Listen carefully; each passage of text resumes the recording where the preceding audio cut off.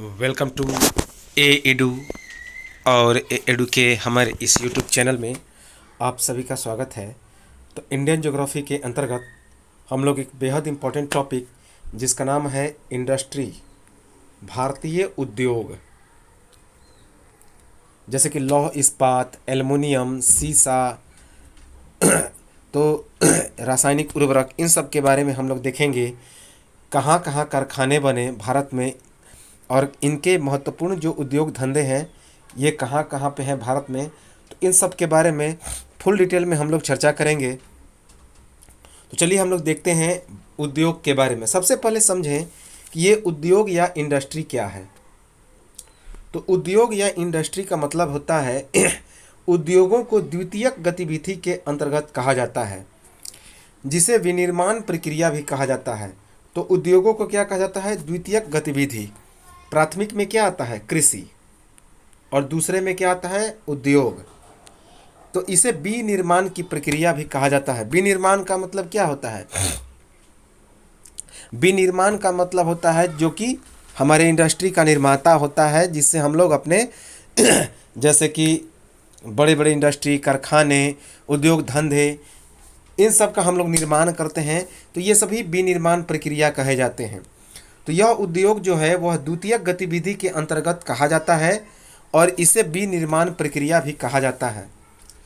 जब कच्चे माल को प्रक्रिया करके उपयोग में लाए जाने के लायक बनाया जाता है तो उसे ही उद्योग कहा जाता है।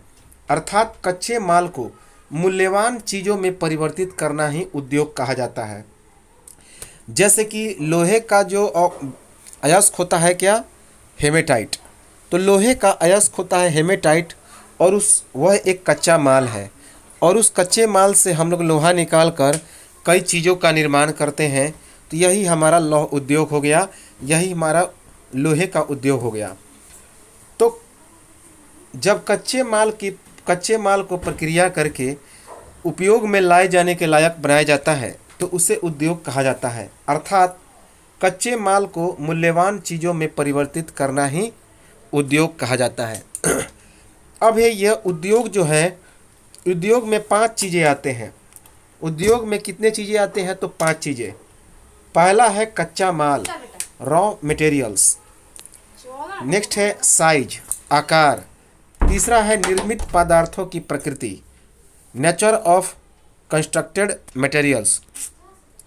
उसके बाद है स्वामित्व, ऑनरशिप। और उसके बाद है अदर इंडस्ट्रीज, अन्य उद्योग। तो उद्योग में ये जो 5 चीज़ें हैं, यही 5 चीज़ों पे उद्योग का निर्धारण होता है। सबसे पहले कच्चा माल। अब ये जो कच्चा माल है, देखा जाता है कि कच्चे माल की प्राप्ति कहाँ हो रही है। इस कच्चे माल को हम लोग कहाँ पे उपयोग करेंगे? तो कृषि आधारित। ये कच्चे माल कैसे हो सकते हैं? तो कृषि आधारित हो सकते हैं, खनिज आधारित हो सकते हैं, वन आधारित या समुद्र आधारित। चूँकि कच्चे माल की प्राप्ति, जैसे कि मानते हैं कोई कारखाना बनाना है तो लौह अयस्क मिल गया तो उसे पिघलाने के लिए हमें एक बड़े मकान की ज़रूरत पड़ेगी, तो वनों की सामग्री की भी ज़रूरत पड़ेगी। साथ ही साथ उसे पिघलाने के लिए अन्य खनिजों की भी ज़रूरत पड़ेगी। समुद्र के आधारित सामग्रियों की भी ज़रूरत पड़ेगी, पानी की ज़रूरत पड़ेगी। साथ ही साथ कृषि आधारित, तो खेती करने के संबंधी भी कच्चे माल होते हैं। तो कच्चे माल के संबंध में कौन कौन से हैं? रॉ मटेरियल्स, कृषि आधारित, खनिज आधारित, समुद्र आधारित और वन आधारित। आकार जो है इसका छोटा भी हो सकता है और बड़ा भी। अर्थात यह जो उद्योग है लघु आकार का भी हो सकता है या फिर बृहत आकार का भी। जैसे कि पहले बीड़ी का व्यवसाय होता था तो वह एक लघु आकार का उद्योग होता था, जबकि बड़े बड़े जो खनिजों के उद्योग हैं वे सभी बृहद उद्योग हैं। इसके बाद निर्मित पदार्थों की प्रकृति। निर्मित पदार्थों की प्रकृति के अंतर्गत मूल पदार्थ उद्योग, पूंजीगत पदार्थ उद्योग, मध्यवर्ती पदार्थ उद्योग और उपभोक्ता पदार्थ उद्योग आते हैं। तो निर्मित पदार्थों की प्रकृति के अंतर्गत मूल पदार्थ उद्योग, पूंजीगत पदार्थ उद्योग, मध्यवर्ती पदार्थ उद्योग और उपभोक्ता पदार्थ उद्योग आते हैं। इनका स्वामित्व तो निजी क्षेत्र में भी हो सकता है, सार्वजनिक क्षेत्र का भी हो सकता है, संयुक्त क्षेत्र का भी हो सकता है और सहकारी अर्थात जिसे कोऑपरेटिव कहते हैं। तो निजी अर्थात किसी व्यक्तिगत हाथों में हो सकता है, सार्वजनिक अर्थात यह जैसे गवर्नमेंट बॉडी ले सकता है, संयुक्त जो कि दोनों के हाथों में हो सकता है, और सहकारी अर्थात जो कोऑपरेटिव बॉडी हो। तो ये सभी स्वामित्व वाले क्या हो सकते हैं, तो उद्योग हो सकते हैं। तो निजी क्षेत्र, सार्वजनिक क्षेत्र, संयुक्त क्षेत्र और सहकारी क्षेत्र, ये सभी जो है उद्योगों के स्वामित्व वाले हिस्से हैं। इसके बाद है अन्य उद्योग। तो अन्य उद्योग की बात की जाए तो कौन कौन से इसमें धातु कर्म आता है, यांत्रिक इंजीनियरिंग आता है, रसायन उद्योग आता है, वस्त्र उद्योग आता है, खाद्य संसाधन उद्योग आता है, विद्युत उत्पादन उद्योग आता है, इलेक्ट्रॉनिक उद्योग आता है, संचार उद्योग आता है। अर्थात जितने सारे उद्योग के पार्ट्स हैं जिनसे उद्योग किया जा सकता है, ये सभी हमारे उद्योग के पार्ट्स हैं।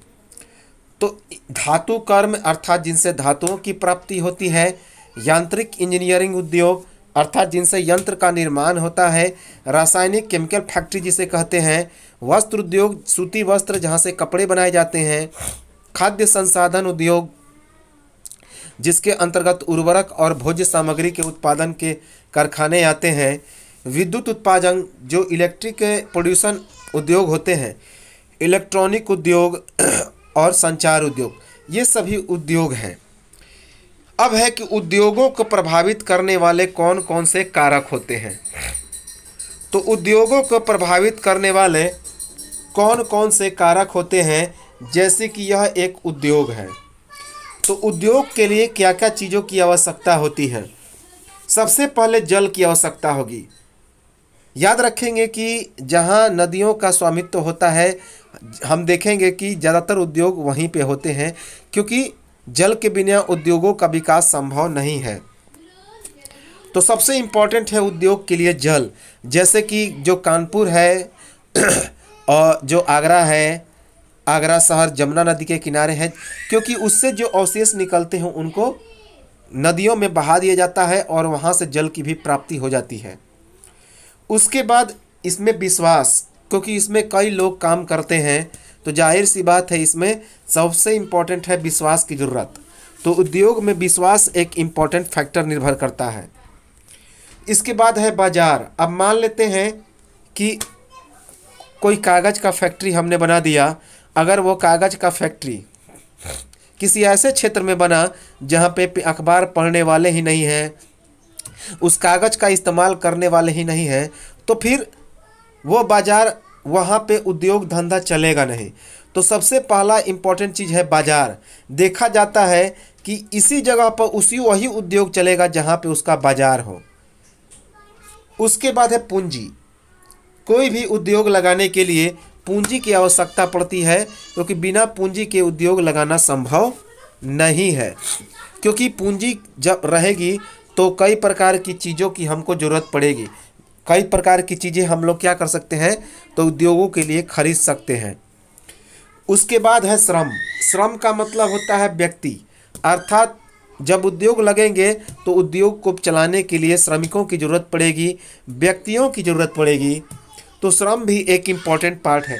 और सबसे इम्पॉर्टेंट है कच्चा माल। अगर उद्योग को बढ़ाना है तो बिना कच्चे माल का उद्योग संभव नहीं है। अगर लौह इस्पात का उद्योग हमको बनाना है तो जाहिर सी बात है हमको कच्चा माल के रूप में हेमाटाइट, मैग्नेटाइट जो कि लोहे के अयस्क है उसकी ज़रूरत पड़ेगी। तो तभी तो लोहा उससे निकाला जाएगा और उसके बाद उस लोहे से अन्य चीज़ों का निर्माण किया जाएगा। तो कच्चा माल जो है बहुत इम्पॉर्टेंट फैक्ट है। इसके बाद है इलेक्ट्रिसिटी। इलेक्ट्रिसिटी जो है बहुत सारे चीज़ों, क्योंकि आज का वर्तमान युग जो है जितने सारे उद्योग हैं वो इलेक्ट्रिसिटी पर ही चल रहे हैं। अगर इलेक्ट्रिसिटी ख़त्म तो उद्योग लगभग ठप पड़ जाएंगे क्योंकि हमारी जो जीवाश्म ईंधन है वो अब काफ़ी सीमित मात्रा में रह गई है। तो इलेक्ट्रिसिटी क्या है, बहुत इंपॉर्टेंट फैक्टर है जो एक तो द्रुत गति से उद्योगों को चलाती है, साथ ही साथ ऊर्जा की भी कम खपत होती है इससे। इसके बाद है भूमि। भूमि को भी देखना पड़ता है कि कितने क्षेत्रफल में हमको यह उद्योग स्थापित करना है और वह शहर से दूर हो, ताकि जनजीवन को प्रभावित न करे, हमारे वातावरण को प्रभावित न करे। तो वैसी ज़मीन हो जो उपजाऊ हो, जो कृषि के लिए अनुपयुक्त हो। तो इसीलिए भूमि का चुनाव बेहद महत्वपूर्ण हो जाता है उद्योग के लिए। इसके बाद है परिवहन। जब कच्चे माल के द्वारा हमारा उद्योग सफल हो जाएगा, उद्योग से जो नया माल बनने लगेगा, तो उसे ढोने के लिए, कच्चा माल लाने के लिए, कच्चे माल के बाद नया माल जो बन जाएगा, जो हमारे जो पदार्थ बनेंगे उसको ले जाने के लिए, मार्केट में बेचने के लिए हमें परिवहन की भी आवश्यकता पड़ेगी, जो कि एक इम्पॉर्टेंट फैक्टर बन जाता है। इसके बाद कम्युनिकेशन। तो पहले कम्युनिकेशन का कोई उतना ज़रूरत नहीं था, लेकिन अब एक इम्पॉर्टेंट फैक्टर बन चुका है, क्योंकि कम्युनिकेशन जो है आज मार्केट बनाने का एक बहुत बड़ा इम्पॉर्टेंट फैक्ट हो चुका है। क्योंकि उद्योग के द्वारा तैयार किए गए सामानों को हम लोग क्या कर सकते हैं, इसी संचार के माध्यम से हम लोग एक्सपोर्ट कर सकते हैं, इंपोर्ट भी कर सकते हैं, क्योंकि सूचना तुरंत पहुंच जाएगी कि हमारे उद्योग से तैयार किया गया माल बन चुका है। तो संचार भी एक इम्पॉर्टेंट फैक्टर है इस पर। क्या है तो कॉज ऑफ इंडस्ट्री, उद्योगों को प्रभावित करने वाले कारक में। तो उद्योगों को कौन कौन से कारक प्रभावित करते हैं? एक तो जल, दूसरा विश्वास, तीसरा बाजार, चौथा पूंजी, पांचवा श्रम, छठा कच्चा माल, सातवां विद्युत, आठवां भूमि, नौवां परिवहन और 10वां संचार। अब एक थ्योरी है जिसका नाम है वेबर का सिद्धांत।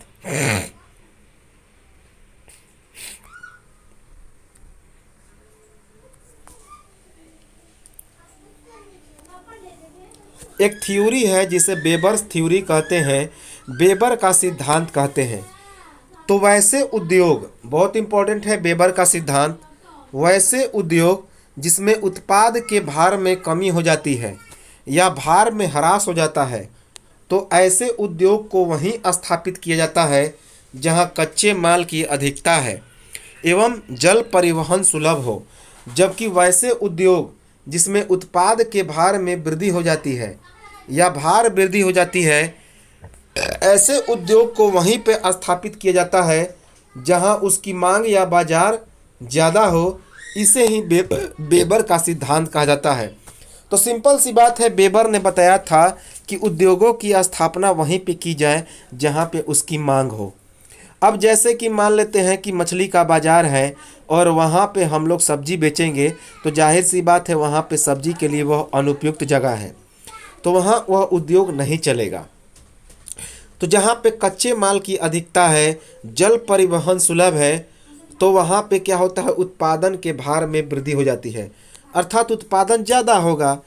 लेकिन अगर उत्पादन के भार में कमी हो जाती है, इसका मुख्य वजह है कि जल परिवहन में असुविधा होगी, कच्चे माल में कमी होगी, तो वहाँ पे उद्योगों की स्थापना बहुत ही कमज़ोर होगा।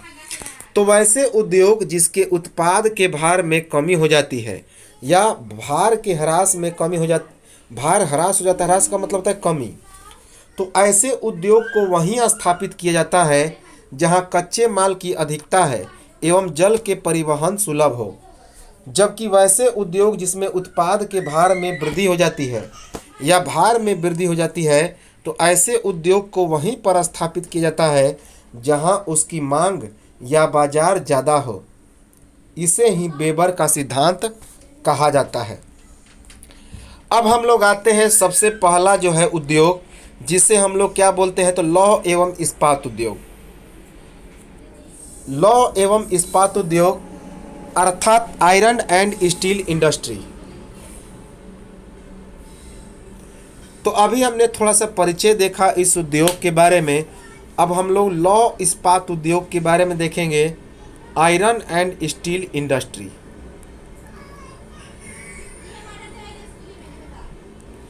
तो सबसे पहले आयरन एंड स्टील इंडस्ट्री के बारे में देखें तो देश में सबसे पहला लौह इस्पात कारखाना कब लगाया गया था? 1874 ईस्वी में बराकर नदी के किनारे। बराकर नदी कहाँ पे है? तो झारखंड में है।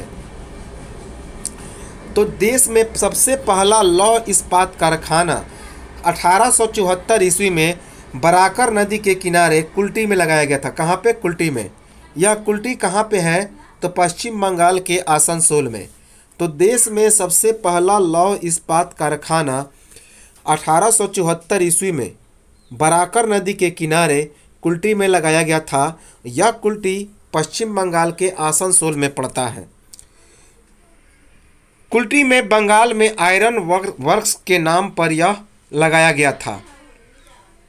तो किस नाम पर यह लौह इस्पात कारखाना लगाया गया था? तो Bengal iron works. Bengal iron works. बाद में यह कंपनी फंड के अभाव में बंद हो गई, तो इसे बंगाल के सरकार ने क्या कर लिया? अधिगृहित कर लिया और इसका नाम बदल के क्या रख दिया? Barakar iron works.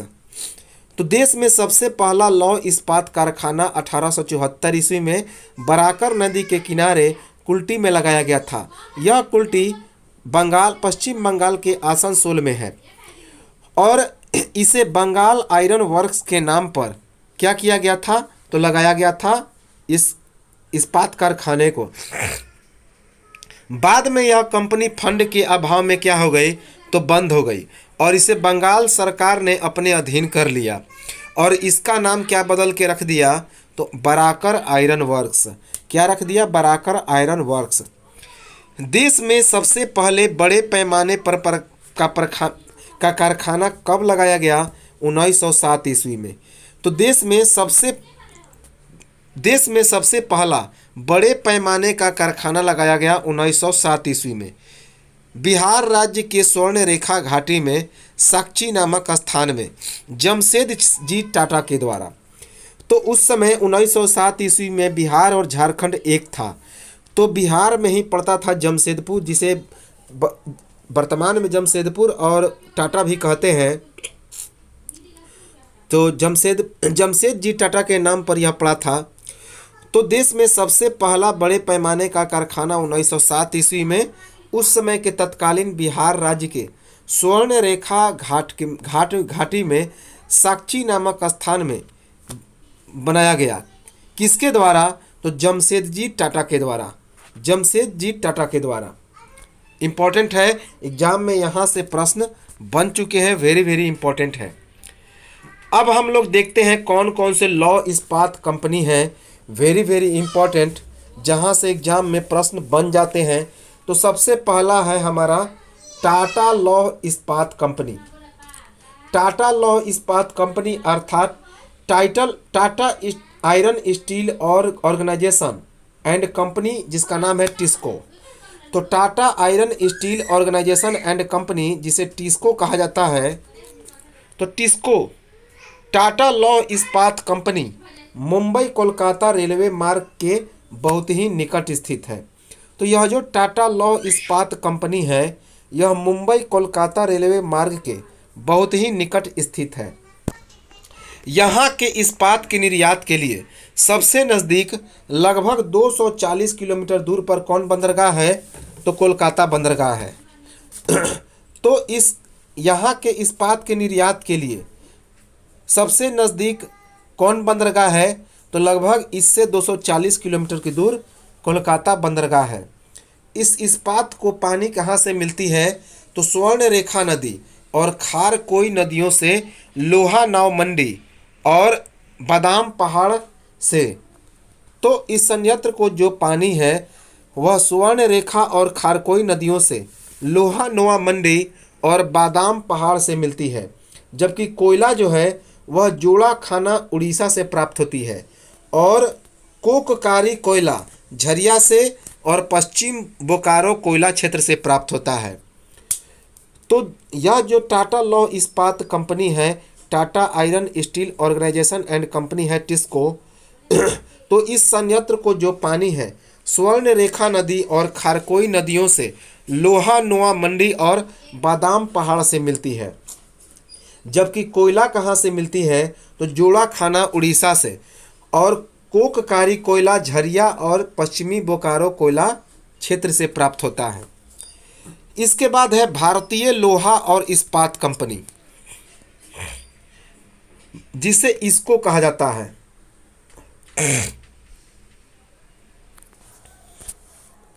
तो भारतीय लोहा और इस्पात कंपनी, जिसे इसको कहा जाता है, Indian iron and steel company, इसको। तो Indian iron and steel company, इसको भारतीय लोहा और इस्पात कंपनी। भारतीय लोहा और इस्पात कंपनी ने अपना पहला कारखाना कहाँ पे बनाया था? तो हीरापुर में। तो वेरी वेरी इम्पोर्टेंट है कि भारतीय लौह और इस्पात कंपनी ने अपना पहला कारखाना कहाँ पे बनाया? तो हीरापुर में। और दूसरा कारखाना बनाया कुल्टी में, कुल्टी आसनसोल में। पहला कारखाना हीरापुर में और दूसरा कुल्टी में। 1937 ईस्वी में भारतीय लोहा और इस्पात कंपनी के सहयोग से बंगाल स्टील कॉरपोरेशन अर्थात बंगाल इस्पात निगम की स्थापना हुई। तो 1937 ईस्वी में भारतीय लोहा और इस्पात कंपनी के सहयोग से बंगाल स्टील कॉरपोरेशन अर्थात बंगाल इस्पात निगम की स्थापना हुई। बर्नपुर, पश्चिम बंगाल को उस समय बर्नपुर के नाम से जाना जाता था। तो बर्नपुर में लोहा और इस्पात के उत्पादन की दूसरी इकाई की स्थापना की गई। बाद में पश्चिम बंगाल के बर्नपुर में लोहा और इस्पात के उत्पादन की दूसरी इकाई की स्थापना की गई।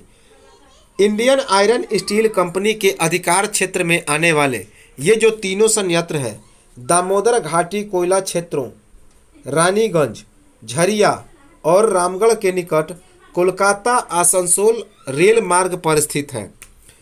तो इंडियन आयरन स्टील कंपनी के अधिकार क्षेत्र में आने वाले ये जो तीनों संयंत्र हैं, दामोदर घाटी कोयला क्षेत्रों, कौन कौन? रानीगंज, झरिया और रामगढ़, इनके निकट कोलकाता आसनसोल रेल मार्ग पर स्थित है। लौह अयस्क सिंहभूम से आता है। इनका जो लौह अयस्क है झारखंड के सिंहभूम से आता है, झारखंड के सिंहभूम से। और जो जल है वह दामोदर नदी की सहायक नदी बराकर नदी से प्राप्त किया जाता है। तो इसको को जो जल है वह दामोदर नदी की सहायक नदी बराकर नदी से प्राप्त किया जाता है। दुर्भाग्य से 1972-73 में भारतीय लोहा और इस्पात कारखाना से इस्पात का उत्पादन बहुत कम हो गया और यह संयंत्र सरकार के द्वारा अधिग्रहित कर लिया गया।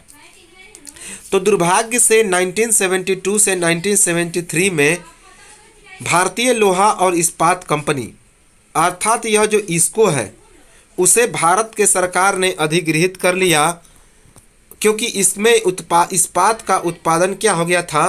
तो बहुत ही कम हो गया था। इसके बाद है विश्व Saraiya iron and steel works, VISW, विश्व Saraiya iron and steel works, VISW। यह तीसरा एकीकृत इस्पात संयंत्र विश्व सरैया एक आयरन एंड स्टील वर्क्स, जो प्रारंभ में मैसूर लोहा और इस्पात वर्क्स के नाम से जाना जाता है, बाबा बुधन की पहाड़ियों के मानगुडी के लौह अयस्क क्षेत्रों के निकट में स्थित है। तो यह तीसरा एकीकृत इस्पात संयंत्र विश्व Saraiya iron and steel works, जो प्रारंभ में किस नाम से जाना जाता था? तो मैसूर लोहा एंड इस्पात वर्क्स के नाम से जाना जाता था। यह बाबा बुधन की पहाड़ियों के मानगुंडी के लौह अयस्क क्षेत्रों के निकट स्थित है। चूना पत्थर और मैग्नीज भी आसपास के क्षेत्रों में उपलब्ध है, लेकिन इस प्रदेश में कोयला नहीं मिलता। तो इस विश्व सरैया आयरन और स्टील वर्क्स के निकट चूना पत्थर और मैग्नीज क्या है? तो उपलब्ध है, लेकिन इस प्रदेश में कोयला नहीं मिलता। प्रारंभ में विद्युत भट्टियां लगाई गईं, जिनमें जोग जलप्रपात जल विद्युत परियोजना से प्राप्त जल विद्युत का उपयोग होता था। तो प्रारंभ में विद्युत भट्टियां भी लगाई गईं, जिनमें जोग जलप्रपात जल विद्युत परियोजना से, एक जलप्रपात है जोग जलप्रपात जल विद्युत परियोजना, कहाँ पे है? कर्नाटक में। तो वहीं से जल विद्युत परियोजना से जल विद्युत का उपयोग होता था। इस संयंत्र को जल भद्रावती नदी से प्राप्त होता है।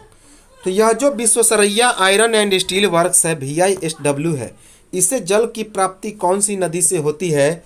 तो भद्रावती नदी से। यह संयंत्र विशिष्ट इस्पात एवं मिश्र धातु का उत्पादन करता है। तो यह जो Visvesvaraya iron and steel works है, यह विशिष्ट इस्पात एवं मिश्र धातु का उत्पादन करता है। स्वतंत्रता प्राप्ति के बाद द्वितीय पंचवर्षीय योजना लागू हुई 1956-57 में। तो स्वतंत्रता प्राप्ति के बाद जब द्वितीय पंचवर्षीय योजना लागू हुई तो 1956 से 1957 ईस्वी में विदेशी सहयोग से 3 नए एकीकृत इस्पात संयंत्रों की स्थापना की गई। कौन 3 नए एकीकृत इस्पात संयंत्रों की स्थापना की गई? कौन कौन? राउरकेला, जो कहाँ पे है? तो उड़ीसा में। राउरकेला उड़ीसा में, उसके बाद भिलाई छत्तीसगढ़ में और दुर्गापुर पश्चिम बंगाल में। तो याद रखेंगे, द्वितीय पंचवर्षीय योजना के अंतर्गत स्वतंत्रता प्राप्ति के बाद 1956-57 ईस्वी में विदेशी सहयोग से 3 नए एकीकृत इस्पात संयंत्रों की स्थापना की गई। कौन कौन? उड़ीसा का राउरकेला, छत्तीसगढ़ का भिलाई और पश्चिम बंगाल का दुर्गापुर इस्पात कारखाना। ये तीनों जो हैं, ये तीनों इस्पात संयंत्र हिंदुस्तान स्टील लिमिटेड अर्थात HSL के अधिकार में थे। तो ये तीनों जो संयंत्र थे, ये तीनों संयंत्र एक यूनिक संयंत्र, आधुनिक संयंत्र जिसका नाम था हिंदुस्तान स्टील लिमिटेड HSL के अधिकार में थे। 1973 में इन संयंत्रों के प्रबंधन के लिए स्टील अथॉरिटी ऑफ इंडिया की स्थापना की गई अर्थात SAIL सेल की स्थापना की गई। तो 1973 ईस्वी में इन संयंत्रों के प्रबंधन के लिए स्टील अथॉरिटी की स्थापना की गई, steel authority of India limited की स्थापना की गई। एग्जाम में 2-3 बार यह पूछ लिया गया है कि सेल की स्थापना कब हुई? तो 1973 में। इसके अंतर्गत कौन कौन आते हैं? तो उड़ीसा का राउरकेला इस्पात कारखाना, छत्तीसगढ़ का भिलाई इस्पात कारखाना और पश्चिम बंगाल का दुर्गापुर इस्पात कारखाना।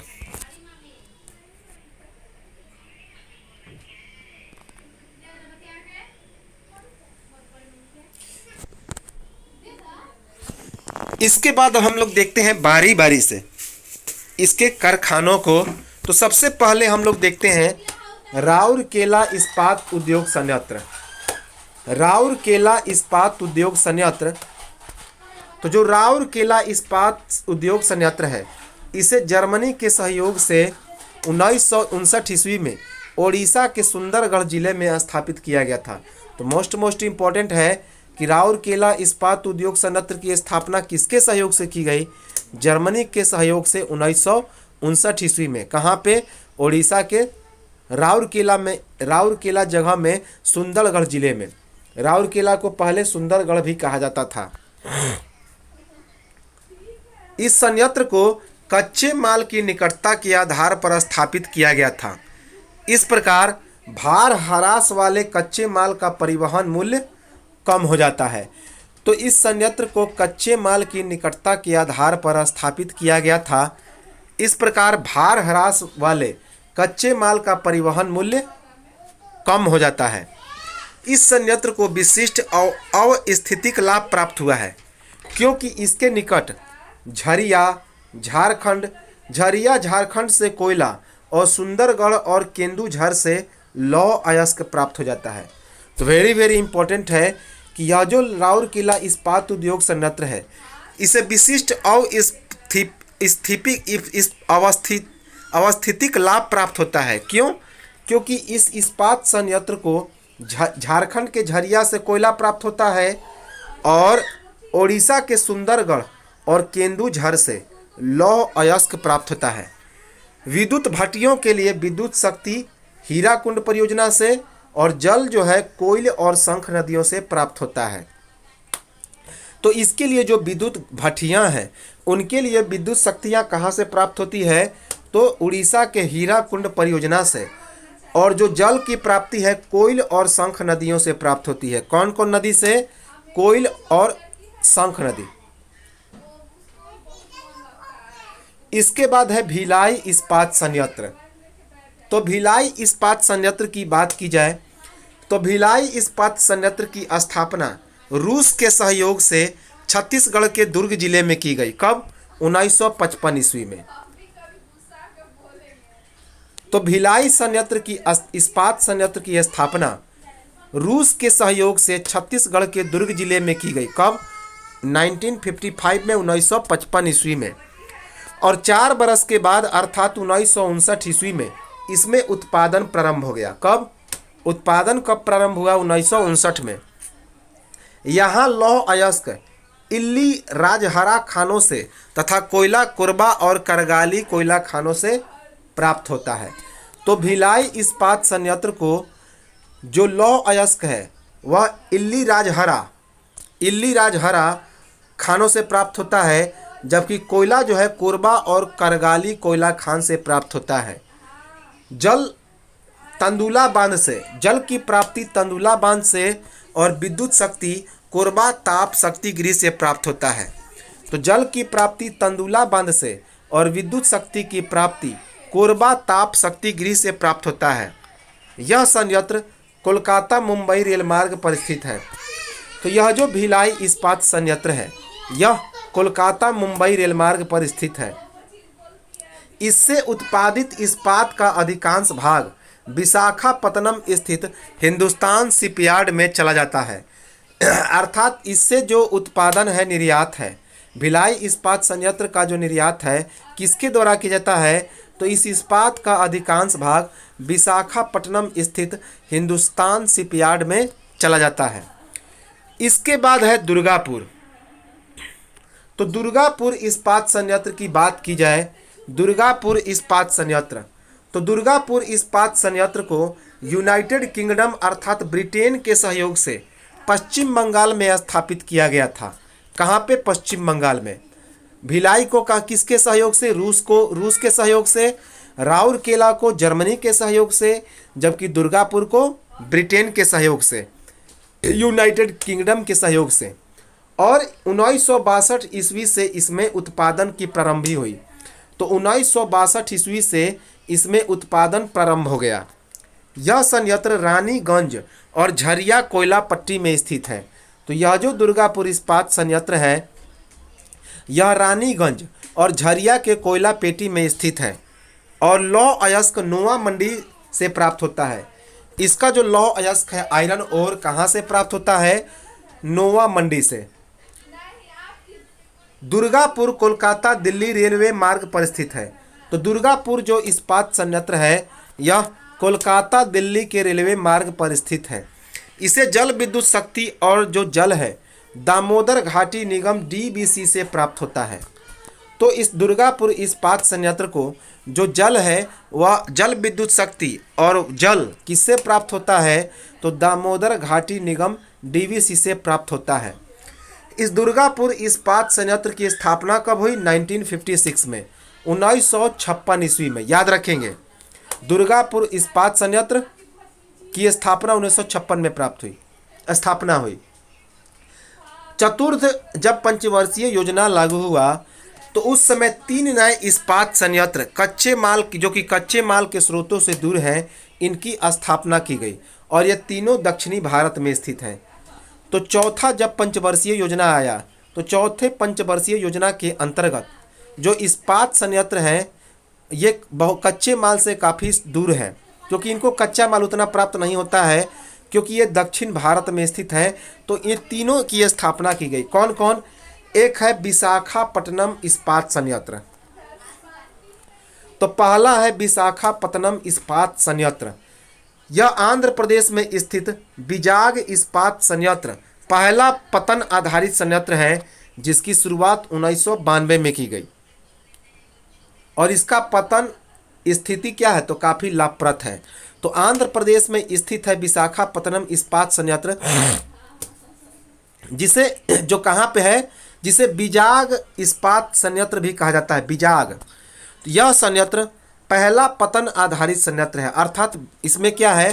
तो बंदरगाह भी है। पतन का मतलब क्या होता है? बंदरगाह। और इसकी शुरुआत 1992 में हुई और यह जो पतन है इसका काफ़ी लाभ है। नेक्स्ट है विजयनगर इस्पात संयंत्र। नेक्स्ट है विजयनगर इस्पात संयंत्र। यह विजयनगर इस्पात संयंत्र हॉस्पेट जो कर्नाटक के बेलारी जिला में पड़ता है वहाँ पे विकसित किया गया। तो विजयनगर इस्पात संयंत्र कर्नाटक के हॉस्पेट जिसे बेलारी जिला भी कहते हैं तो वहाँ पे स्थापित किया गया। इसमें स्वदेशी तकनीक का उपयोग किया जा रहा है। यह संयंत्र आसपास के क्षेत्रों से प्राप्त लौह अयस्क और चूना पत्थर का उपयोग करता है। तो यह इसमें स्वदेशी तकनीक का उपयोग किया गया है किसमें? विजयनगर इस्पात संयंत्र में। और यह संयंत्र आसपास के क्षेत्रों से प्राप्त लौह अयस्क और चूना पत्थर का उपयोग किया जाता है। इसके बाद है सालेम इस्पात संयंत्र। सालेम इस्पात संयंत्र कहाँ पे है? तो तमिलनाडु में स्थित है, जिसे 1982 ईस्वी में स्टार्ट किया गया। तो सालेम इस्पात संयंत्र तमिलनाडु में स्थित है, जिसे 1982 ईस्वी में चालू किया गया। इम्पोर्टेंट है।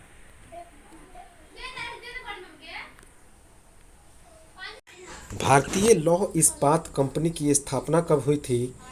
तो भारतीय लौह इस्पात कंपनी की स्थापना 1918 ईस्वी में कुल्टी में हुई थी। बर्नपुर हीरापुर को बाद में मिला लिया गया। तो भारतीय लौह इस्पात कंपनी की स्थापना 1918 में हुई थी, अर्थात जो इसको है उसकी स्थापना 1918 में हुई थी।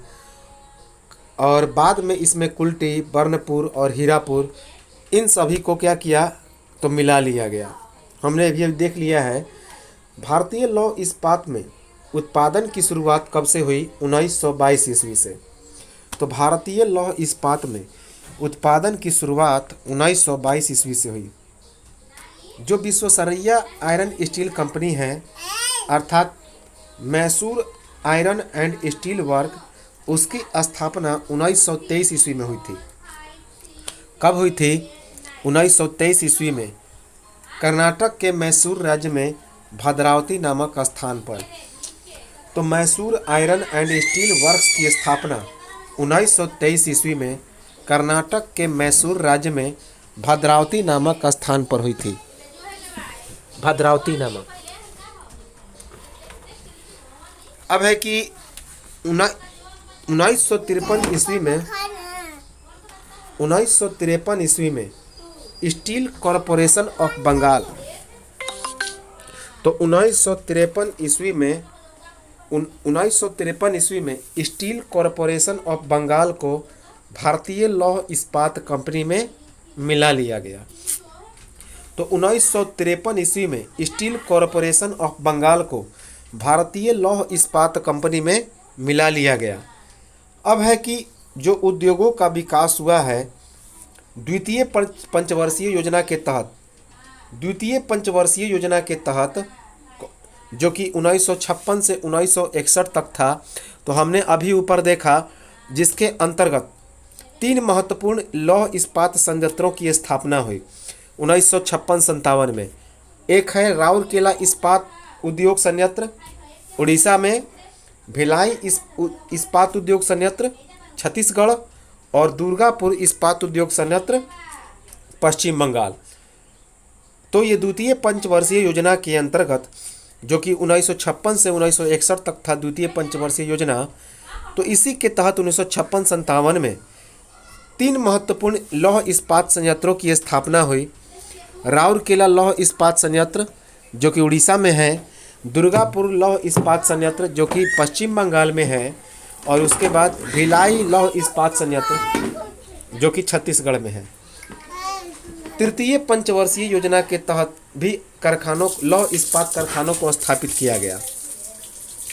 तो तृतीय पंचवर्षीय योजना के तहत भी लौह इस्पात कारखानों को स्थापित किया गया। कौन कौन? Bokaro steel city, Bokaro steel plant कहाँ पे? तो उस समय बिहार में। तो जब बिहार और झारखंड का बंटवारा नहीं हुआ था तो उस समय यह बिहार में था। तो तृतीय पंचवर्षीय योजना के तहत बोकारो स्टील प्लांट की स्थापना हुई थी। कब? 1964 ईस्वी में। किसके सहयोग से? तो सोवियत संघ अर्थात रूस के सहयोग से। उस समय के तत्कालीन जो बोकारो था वह बिहार राज्य में ही था। उस समय जो बोकारो था, जो कि वर्तमान में झारखंड में है, तो वह उस समय बिहार में ही था। तो याद रखेंगे, तृतीय पंचवर्षीय योजना के तहत बोकारो स्टील प्लांट, उसकी स्थापना हुई थी कब? 1964 में, 1964 ईस्वी में, सोवियत संघ अर्थात रूस के सहयोग से। और उस समय यह जो बोकारो था, जो कि अब झारखंड में चला गया है, तो उस समय यह बिहार में ही था। उस समय यह कहाँ पे था? तो तत्कालीन बिहार में था।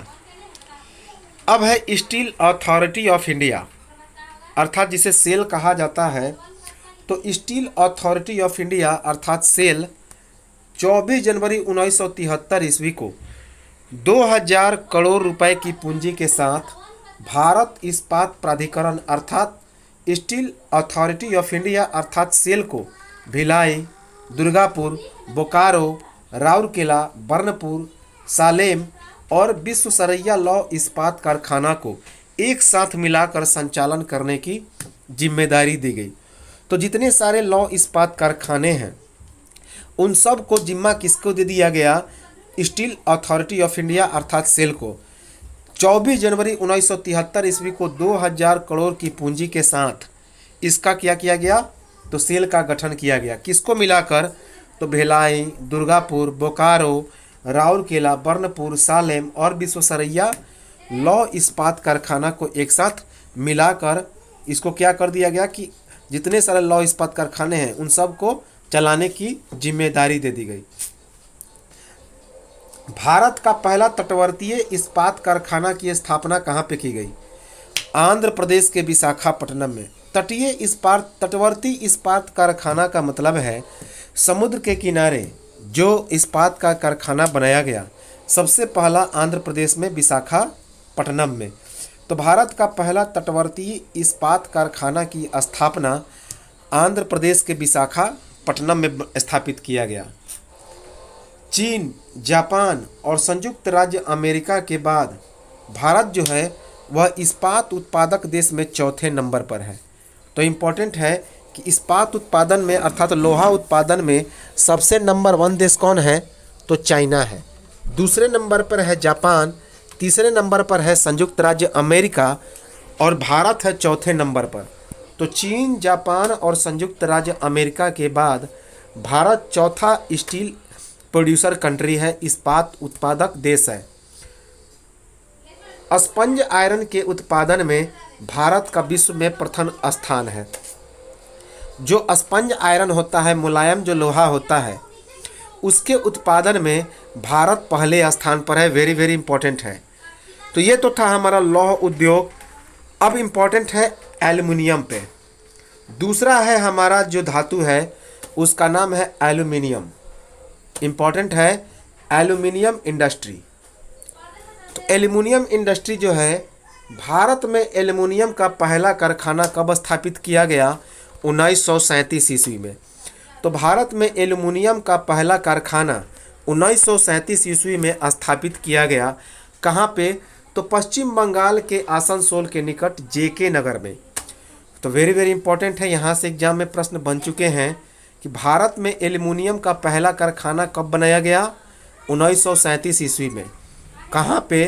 तो पश्चिम बंगाल के आसनसोल के निकट जेके नगर में। जेके नगर में 1938 ईस्वी में, उस समय जो मुरी था वह बिहार में था। तो बिहार के जिले मुरी, केरल के अलवाय, पश्चिम बंगाल के बेलूर और उड़ीसा के हीराकुंड में एल्युमिनियम कारखाने की स्थापना हुई। तो वर्तमान में जो मुरी जिला है, जो कि अब झारखंड में चला गया है, 1938 ईस्वी में उस समय यह बिहार में था। तो बिहार उस समय के तत्कालीन बिहार के जिले मुरी कब? 1938 ईस्वी में। केरल के अलवाय, पश्चिम बंगाल के बेलूर और उड़ीसा के हीराकुंड में एल्युमिनियम कारखाने की स्थापना हुई। हिंदुस्तान एल्युमिनियम कॉरपोरेशन, जिसे हिंडाल्को कहा जाता है, उसकी स्थापना कहाँ पे की गई? तो मध्य प्रदेश के कोरबा जिले में। तो हिंदुस्तान एल्युमिनियम कॉरपोरेशन, जिसे हिंडाल्को कहा जाता है, वेरी वेरी इंपॉर्टेंट है हिंडाल्को, इसकी स्थापना मध्य प्रदेश के कोरबा जिले में की गई है। इसके बाद है NALCO, national aluminium company limited. तो नाल्को अर्थात नेशनल एल्युमिनियम कंपनी लिमिटेड, इसकी स्थापना 7 जनवरी 1981 को की गई थी। तो नाल्को अर्थात नेशनल एल्युमिनियम कंपनी लिमिटेड, इसकी स्थापना 7 जनवरी 1981 ईस्वी को की गई थी। इसका जो पंजीकृत कार्यालय है वो भुवनेश्वर में है। रजिस्टर्ड ऑफिस कहाँ पे है? तो भुवनेश्वर में। और यह देश का सबसे बड़ा संभावित एल्युमिनियम संयंत्र परिसर है। तो यह जो नाल्को है देश का सबसे बड़ा संभावित एल्युमिनियम संयंत्र परिसर है। एल्युमिनियम के उत्पादन में विश्व में भारत का स्थान कौन सा है? तो 8वां है। अर्थात एल्युमिनियम के उत्पादन में विश्व में भारत उत्पादन के मामले में 8वें स्थान पर है। नाल्को की स्थापना किसके सहयोग से हुई थी? तो फ्रांस के सहयोग से उड़ीसा के दामनजोड़ी में। तो इम्पॉर्टेंट है कि यह जो नाल्को है नेशनल एल्युमिनियम कंपनी लिमिटेड, जिसकी स्थापना 7 जनवरी 1981 को हुई थी, कहाँ पे? तो फ्रांस के सहयोग से उड़ीसा के दामनजोड़ी में। उड़ीसा के दामनजोड़ी में। हिंडाल्को की स्थापना कनाडा के सहयोग से जम्मू कश्मीर, मुरी और अलवायु में हुई थी। तो यह जो हिंडाल्को है इसकी स्थापना किसके सहयोग से हुई थी? तो कनाडा के सहयोग से जम्मू कश्मीर, मुरी और अलवायु में। वेदांता एल्युमिनियम कारखाने की स्थापना जर्मनी के सहयोग से झारसुगुडा में हुई थी। तो वेदांता एल्युमिनियम कारखाने की स्थापना जर्मनी के सहयोग से झारसुगुडा में हुई थी। माल्को की स्थापना इटली के सहयोग से चेन्नई, मेटूर और सालेम में हुई थी। तो जो माल्को है, नाल्को नहीं माल्को, माल्को की स्थापना इटली के सहयोग से चेन्नई, मेटूर और सालेम के सहयोग से स्थापित किया गया था। इसके बाद है बाल्को। बाल्को जो है इसकी स्थापना सोवियत संघ के सहयोग से अर्थात रसिया के सहयोग से कोरबा और फोयना में हुई थी।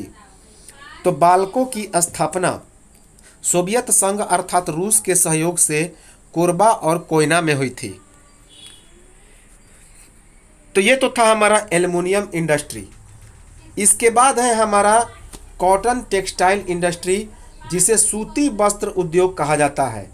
तो कॉटन टेक्सटाइल इंडस्ट्री, सूती वस्त्र उद्योग, जिसे हम लोग कपड़ा उद्योग भी कहते हैं। तो सूती वस्त्र उद्योग अर्थात कॉटन टेक्सटाइल इंडस्ट्री। आधुनिक ढंग से सूती वस्त्र की पहली मिल की स्थापना कब हुई? 1818 ईस्वी में। कहाँ पे? कोलकाता के फोर्ट ग्लास्टर में। लेकिन यह असफल रहा। तो आधुनिक ढंग से सूती वस्त्र की पहली मिल की स्थापना अंग्रेजों के द्वारा 1818 ईस्वी में हुई थी, कोलकाता के फोर्ट ग्लास्टर में। कहाँ पे? कोलकाता के फोर्ट ग्लास्टर में। लेकिन यह असफल रहा। सबसे पहला सफल आधुनिक सूती कपड़ा की कारखाना की स्थापना कब की गई? 1854 ईस्वी में बम्बई के कवासजी डावर में। 1856 ईस्वी से इसमें उत्पादन प्रारंभ हुआ। तो सबसे पहला सफल आधुनिक सूती वस्त्र का कारखाना कब स्थापित किया गया? 1854 ईस्वी में।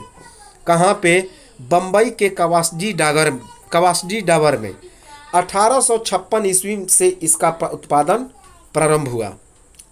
सूती वस्त्र उद्योग का सर्वाधिक केंद्रीकरण कहाँ पे किया गया? तो गुजरात और महाराष्ट्र में। क्यों किया गया कि कपास जो है सबसे ज़्यादा गुजरात और महाराष्ट्र में ही उत्पादन होता है, क्योंकि काली मिट्टी की अधिकता जो है वहीं पे पाई जाती है और कपास काली मिट्टी में सब ही होता है। इसीलिए काली मिट्टी को कपासी मिट्टी, रेगुर मिट्टी या लावा मिट्टी के नाम से जानते हैं।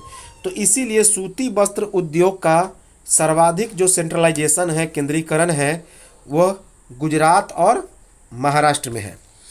सूती वस्त्र के अन्य प्रमुख राज्य हैं पश्चिम बंगाल, मध्य प्रदेश, तमिलनाडु, आंध्र प्रदेश, केरल और उत्तर प्रदेश। तो अन्य प्रमुख राज्य कौन है? पश्चिम बंगाल, मध्य प्रदेश, तमिलनाडु, आंध्र प्रदेश, केरल और उत्तर प्रदेश। भारत के सूती वस्त्रों की राजधानी किसे कहते हैं? तो मुंबई को कहते हैं। वेरी वेरी इंपॉर्टेंट है कि भारत के सूती वस्त्र की राजधानी कॉटन जो क्लॉथ है उसके कैपिटल किसे कहते हैं? तो मुंबई को कहते हैं। सूती वस्त्र की राजधानी मुंबई। नॉर्थ इंडिया का मैनचेस्टर किसे कहते हैं? तो कानपुर को कहते हैं। उत्तर भारत का मैनचेस्टर कहा जाता है कानपुर को। दक्षिण भारत का मैनचेस्टर कहा जाता है कोयम्बटूर को। दक्षिण भारत का मैनचेस्टर कोयम्बटूर को कहते हैं। भारत का बोस्टन कहते हैं अहमदाबाद को। भारत का बोस्टन कहते हैं अहमदाबाद को। यह जो सूती वस्त्र उद्योग है भारत का सबसे प्राचीन उद्योग है। जो सूती वस्त्र उद्योग है भारत का सबसे प्राचीन उद्योग है। भारतीय अर्थव्यवस्था में कृषि के बाद इस कपड़े उद्योग का ही स्थान है, अर्थात कृषि के बाद कपड़ा उद्योग दूसरे स्थान पर आता है। तो इंडियन इकोनॉमी में एग्रीकल्चर के बाद दूसरे नंबर पर कौन आता है? तो कॉटन टेक्सटाइल इंडस्ट्री। तो भारतीय अर्थव्यवस्था में कृषि के बाद यदि किसी का स्थान है तो वह दूसरे नंबर पर है कपड़ा उद्योग का। देश का सबसे बड़ा संगठित एवं व्यापक उद्योग होता है कपड़ा उद्योग। तो देश का सबसे बड़ा संगठित और व्यापक उद्योग भी है कौन? तो कपड़ा उद्योग। एग्जाम में यह पूछा गया है। देश में कृषि के बाद रोजगार प्रदान करने वाला दूसरा सबसे बड़ा क्षेत्र यही है कपड़ा उद्योग। तो कृषि के बाद यदि कोई रोजगार प्रदान करने वाला देश में कोई दूसरा सबसे बड़ा क्षेत्र है तो वह यही है कपड़ा उद्योग, कॉटन टेक्सटाइल इंडस्ट्री। औद्योगिक उत्पादन में वस्त्र उद्योग का योगदान कितना है? तो 14%। जो औद्योगिक उत्पादन है उसमें वस्त्र उद्योग का योगदान जो है वो 14% है। जबकि देश के घरेलू उत्पाद अर्थात जीडीपी में वस्त्र उद्योग का योगदान है 4%। तो देश के घरेलू उत्पाद, सकल घरेलू उत्पाद अर्थात जीडीपी में वस्त्र उद्योग का जो योगदान है वो 4% है। जबकि देश की निर्यात आय में वस्त्र उद्योग का जो योगदान है वो 11% है। ये सभी लेटेस्ट आंकड़े हैं। तो देश की निर्यात आय में वस्त्र उद्योग का योगदान कितना है? तो वो है 11%। कितना? 11%। अब आते हैं हम लोग जूट में। चूँकि हम लोग जानते हैं कि जो जूट है उसमें भारत और बांग्लादेश दो प्रमुख क्या है? तो उत्पादक देश है। नंबर 1 पे भारत और नंबर 2 पे बांग्लादेश। हालांकि क्षेत्रफल के मामले में जूट का सबसे ज़्यादा क्षेत्रफल बांग्लादेश में है, लेकिन उत्पादन होता है भारत में 55%। ये चीज़ें हम लोग पढ़ चुके हैं जब इंडियन एग्रीकल्चर के बारे में पढ़ रहे थे। प्लेलिस्ट में वो वीडियो है, आसानी से उसे देख सकते हैं। तो इसके बाद है जूट इंडस्ट्री, जूट उद्योग इम्पॉर्टेंट है। जूट के रेशे का अन्य नाम क्या है? तो इसे सोने का रेशा कहा जाता है, गोल्डन फाइबर कहते हैं। तो जूट को हम लोग सोने का रेशा भी कहते हैं, गोल्डन फाइबर भी कहते हैं। भारत में जूट का पहला कारखाना कब लगाया गया? तो 1855 ईस्वी में कोलकाता के समीप रिसरा नामक स्थान में। तो भारत में जूट का पहला कारखाना 1855 ईस्वी में कोलकाता के समीप रिसरा नामक स्थान में स्थापित किया गया। भारतीय जूट निगम की स्थापना कब हुई? तो जो भारतीय जूट निगम है उसकी स्थापना 1971 ईस्वी में की गई। इसका मुख्य उद्देश्य था जूट का आयात करना, निर्यात करना और आंतरिक बाजार की देखभाल करना। तो भारतीय जूट निगम की स्थापना 1971 में की गई थी। किस लिए? तो जूट के आयात, निर्यात और आंतरिक बाजार की देखभाल करने के लिए। विश्व का सबसे बड़ा यदि जूट उत्पादक देश है तो वो भारत है। वो कौन सा है? तो भारत है। भारत जो है विश्व के 35% जूट के सामानों का निर्माण करता है और दूसरा सबसे बड़ा निर्यातक राष्ट्र भी है। अर्थात निर्माता में भी विश्व का सबसे बड़ा 35% निर्माण करता है और दूसरे नंबर पर है निर्यातक में। किसका? तो जूट का। तो विश्व का सबसे बड़ा जूट उत्पादक देश है भारत। भारत विश्व के 35% जूट के सामानों का निर्माण करता है और यह जो भारत है वह जूट का दूसरा सबसे बड़ा निर्यातक राष्ट्र भी है। अंतर्राष्ट्रीय जूट संगठन की स्थापना कब की गई?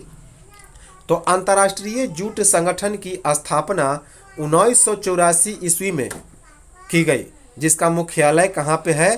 तो ढाका में है, बांग्लादेश के ढाका में।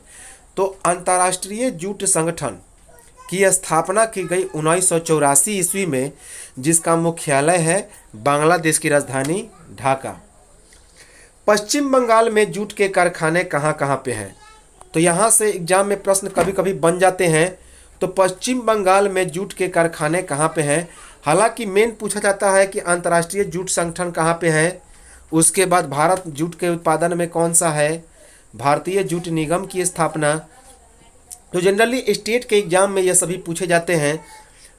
तो पश्चिम बंगाल में जूट के कारखाने कौन कौन से हैं? तो फिर भी हम लोग इसे दिमाग में नोट कर लेंगे कि पश्चिम बंगाल में जूट के कारखाने कौन कहाँ कहाँ पे हैं? तो टीटागढ़ में, रिसरा में, बाली में, अंगर में, पाड़ा में, बांसबेरिया में, कान किनारा में, उलबेरिया में, श्रीरामपुर में, बजबज में, हावड़ा में, श्यामनगर में, शिवपुर में, सियालदह में, बिरलापुर में, होलीनगर में और बैरकपुर में। तो इन सभी जगहों पर पश्चिम बंगाल में जूट के कारखाने हैं। बात की जाए आंध्र प्रदेश की, तो आंध्र प्रदेश में जूट के कारखाने हैं विशाखापट्टनम और गुंटूर में, विशाखापट्टनम और गुंटूर में।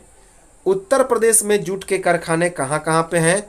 तो उत्तर प्रदेश में जूट के कारखाने कानपुर और सहजनवा, जिसे गोरखपुर कहते हैं। तो उत्तर प्रदेश में जूट के कारखाने कानपुर और सहजनवा, गोरखपुर को क्या कहते थे? सहजनवा। बिहार में जूट के कारखाने कहाँ कहाँ पे हैं? तो बिहार का सबसे बड़ा जूट का उत्पादक क्षेत्र है पूर्णिया और कटिहार, जो कि जो भी पूर्वी इलाके हैं बिहार के, जो कि बंगाल से सटे हुए हैं, वे बिहार में जूट के कारखानों में अग्रणी हैं। तो सबसे ज़्यादा है पूर्णिया, उसके बाद कटिहार, सहरसा, उसके बाद दरभंगा। ये सभी हमारे क्या हैं? तो उत्तरी पूर्वी बिहार हैं, जिसमें सबसे पूरब में है पूर्णिया। तो पूर्णिया, उसके बाद कटिहार, सहरसा और दरभंगा बिहार में जूट उत्पादक क्या हैं? तो महत्वपूर्ण अग्रणी जिले हैं। अब आता है शुगर इंडस्ट्री, जिसे चीनी उद्योग भी कहते हैं। तो चीनी उद्योग की बात की जाए, शुगर इंडस्ट्री की बात की जाए,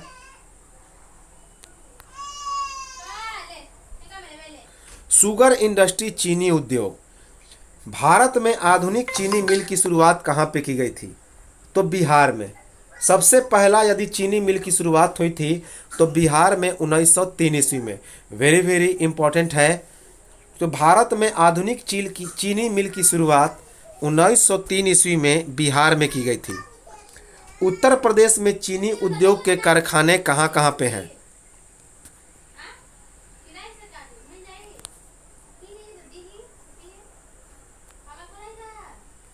तो उत्तर प्रदेश में चीनी उद्योग के कारखाने कहाँ कहाँ पे हैं?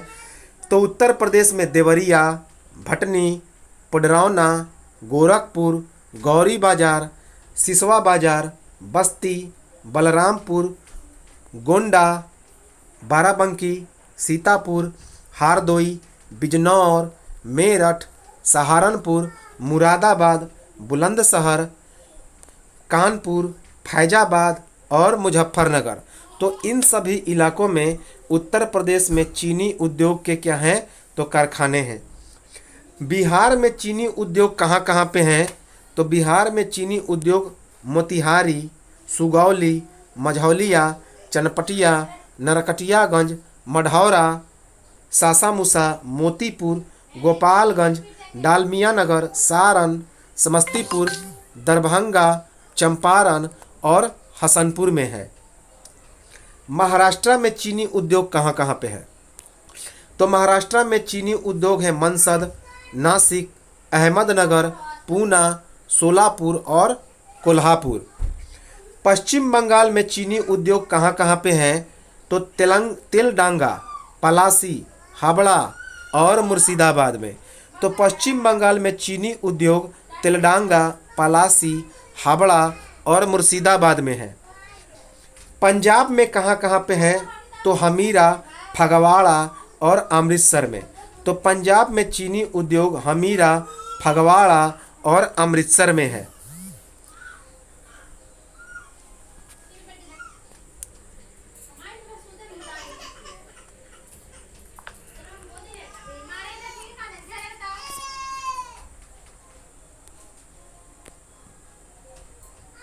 इसके बाद है हरियाणा। हरियाणा की बात की जाए तो हरियाणा जो है, हरियाणा में जगधारी और रोहतक में।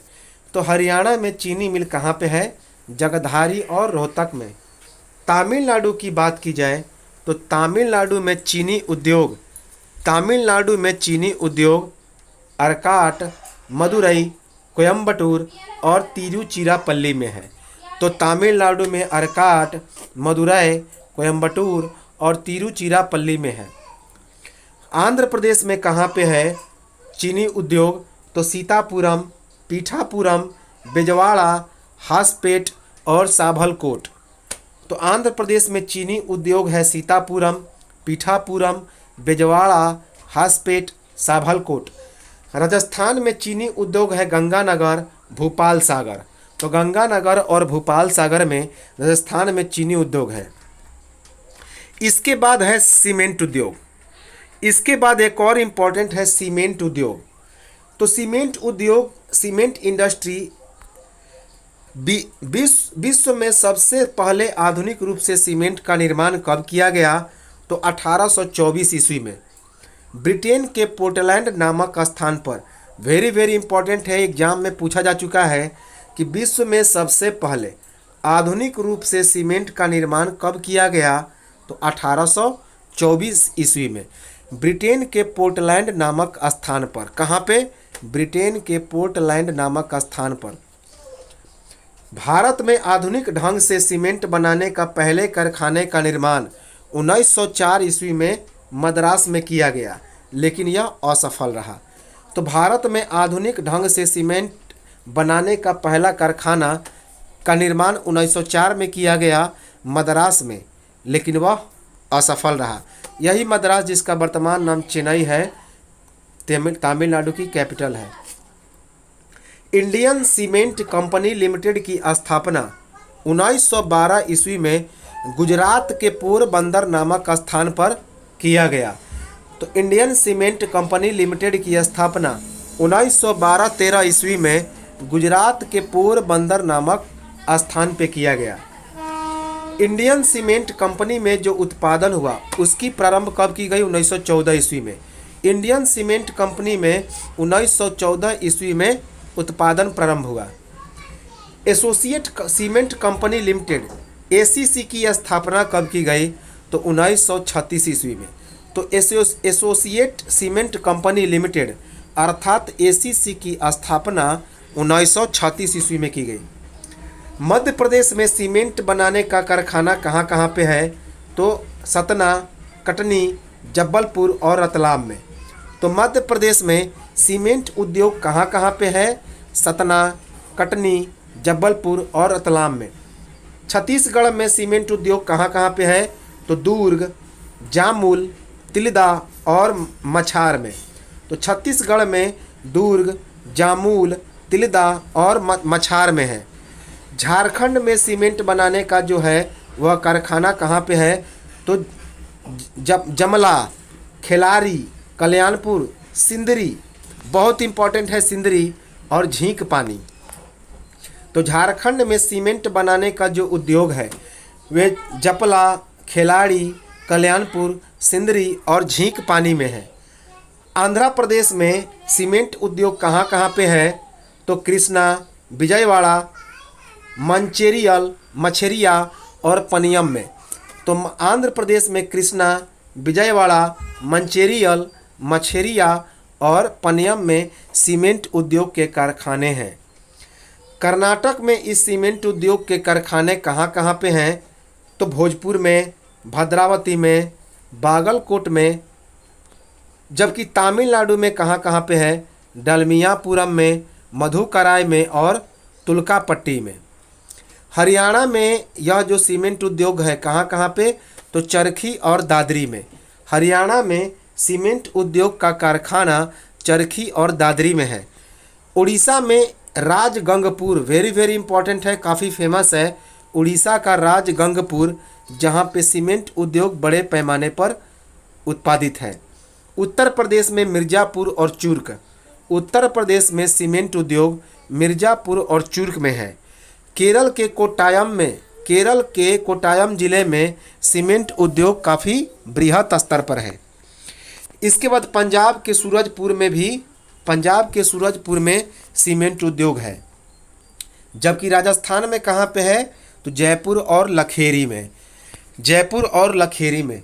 गुजरात में यह सीमेंट उद्योग कहाँ पे है, तो पोरबंदर, सीका, भावनगर, जामनगर, द्वारका, सेवालियम और रानायाई। तो पोरबंदर, सीका, भावनगर, जामनगर, द्वारका, सेवालियम और रानायाई, ये सभी जो हैं सीमेंट उद्योग के कारखाने हैं, इम्पोर्टेंट हैं। अब हम लोग आते हैं पेपर इंडस्ट्री के ऊपर, जिसे हम लोग कागज़ का कारखाना भी कहते हैं। तो पेपर इंडस्ट्री, कागज़ का कारखाना, याद रखेंगे कागज़ का जो आविष्कारक था वो कौन था, तो चाइना था। कागज़ का आविष्कार किसने किया था, तो चाइना ने किया था। भारत में कागज़ का सबसे पहला सफल कारखाना 1879 में 1879 ईस्वी में लखनऊ में स्थापित किया गया। तो भारत का पहला कागज़ उद्योग का सफल कारखाना 1879 ईस्वी में लखनऊ में स्थापित किया गया। अखबारी कागज़ का कारखाना कहाँ पे स्थापित किया गया, सबसे पहले तो मध्य प्रदेश के नेपानगर ज़िले में। तो मध्य प्रदेश के नेपानगर ज़िले में अखबारी कागज़ के कारखाने की निर्माण की गई। नोट छापने के कागज़ बनाने का सरकारी कारखाना कहाँ पे है, तो मध्य प्रदेश के होशंगाबाद में। नोट छापने के कागज़ बनाने का जो सरकारी कारखाना है वह मध्य प्रदेश के होशंगाबाद में है। पश्चिम बंगाल में बात की जाए कि यह कागज़ का उद्योग कहाँ कहाँ पे है, तो टीटागढ़, रानीगंज, नेहाटी, त्रिवेणी, कोलकाता, हुगली, बड़ा नगर, शिवराफुली। तो पश्चिम बंगाल में टीटागढ़, रानीगंज, नेहाटी, त्रिवेणी, कोलकाता, हुगली, बड़ा नगर और शिवराफुली में कागज़ उद्योग काफ़ी बृहत स्तर पर है। आंध्र प्रदेश के राजमहेंद्री और तिरुपति में कागज़ उद्योग के कारखाने हैं। तो आंध्र प्रदेश के राजमहेंद्री और तिरुपति में कागज़ उद्योग के कारखाने हैं। तेलंगाना में सिरपुर और कागज़ नगर में कागज़ उद्योग के कारखाने हैं। तो तेलंगाना के सिरपुर में और कागज़ नगर में कागज़ उद्योग के कारखाने हैं। इसके बाद है उत्तर प्रदेश। उत्तर प्रदेश के सिकंदराबाद, मेरठ, सहारनपुर, पिपराइच, मुजफ्फरनगर, पिलखुआ, लखनऊ और नैनी में क्या है, तो पेपर उद्योग है, पेपर इंडस्ट्री है। झारखंड में संथाल और परगना में कागज़ उद्योग काफ़ी फेमस है। बिहार में बात की जाए तो वेरी वेरी इंपॉर्टेंट है पटना, बरौनी और समस्तीपुर बिहार में कागज़ उद्योग के लिए प्रसिद्ध हैं। मध्य प्रदेश का जो नेपानगर ज़िला है, जहाँ पे अखबारी कागज़ बनाने का पहला कारखाना बनाया गया, जो कि काफ़ी प्रसिद्ध है। तमिलनाडु की बात की जाए तो तमिलनाडु में पेपर इंडस्ट्री कहाँ कहाँ पे है। तमिलनाडु में पेपर इंडस्ट्री है पट्टीपालायम, जो कि सालेम में है, चरण महादेवी, जो कि तिरुनेलवेली में है, और पालनी।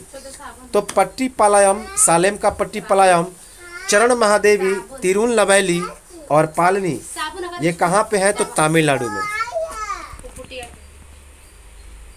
इसके बाद बात की जाए महाराष्ट्र की, तो महाराष्ट्र में मुंबई, पुणे, बल्लारपुर, चंद्रपुर, कल्याण, कराड़, पिंपरी, भिवंडी और रोहा। तो महाराष्ट्र में मुंबई, पुणे, बल्लारपुर, चंद्रपुर, कल्याण, कराड़, पिंपरी, भिवंडी और रोहा ये सभी कागज उद्योग के लिए प्रसिद्ध है महाराष्ट्र में। गुजरात की बात की जाए तो गुजरात का वापी, सूरत, बड़ोदरा, राजकोट, बरजोद और उसके बाद उदावाड़ा, यहाँ पे कागज उद्योग के कारखाने हैं। तो कागज उद्योग के कारखाने गुजरात में कहाँ कहाँ पे हैं? तो वापी, सूरत, बड़ोदरा, राजकोट, बरजोद और उदावाड़ा। अब आते हैं रासायनिक उद्योग पर, केमिकल फर्टिलाइजर इंडस्ट्री।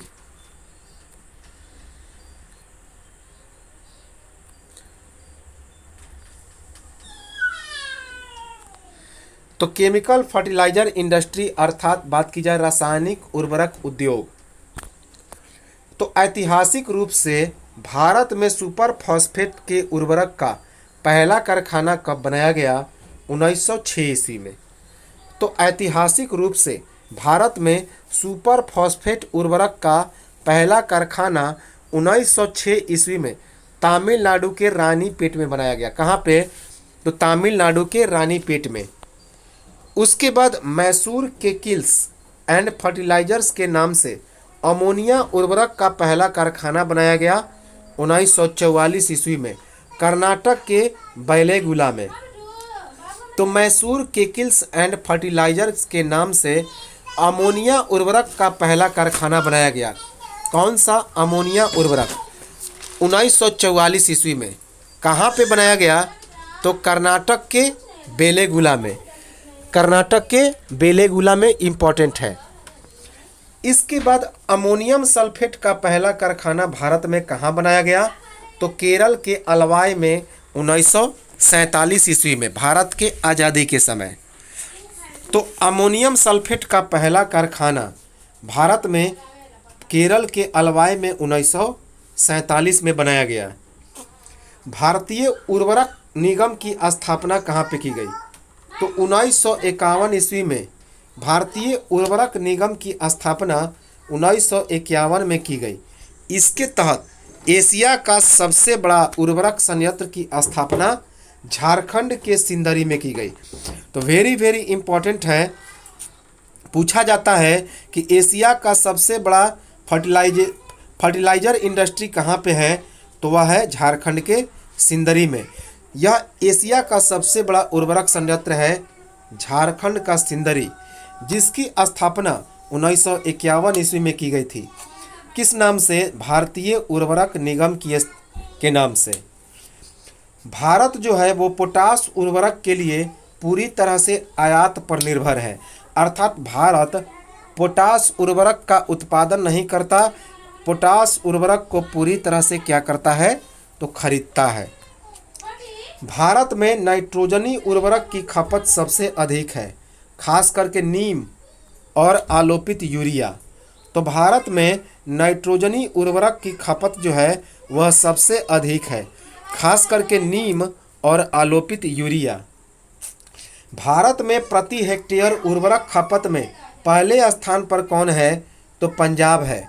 जबकि दूसरे स्थान पर कौन है? दूसरे स्थान पर आंध्र प्रदेश और तीसरे स्थान पर है हरियाणा।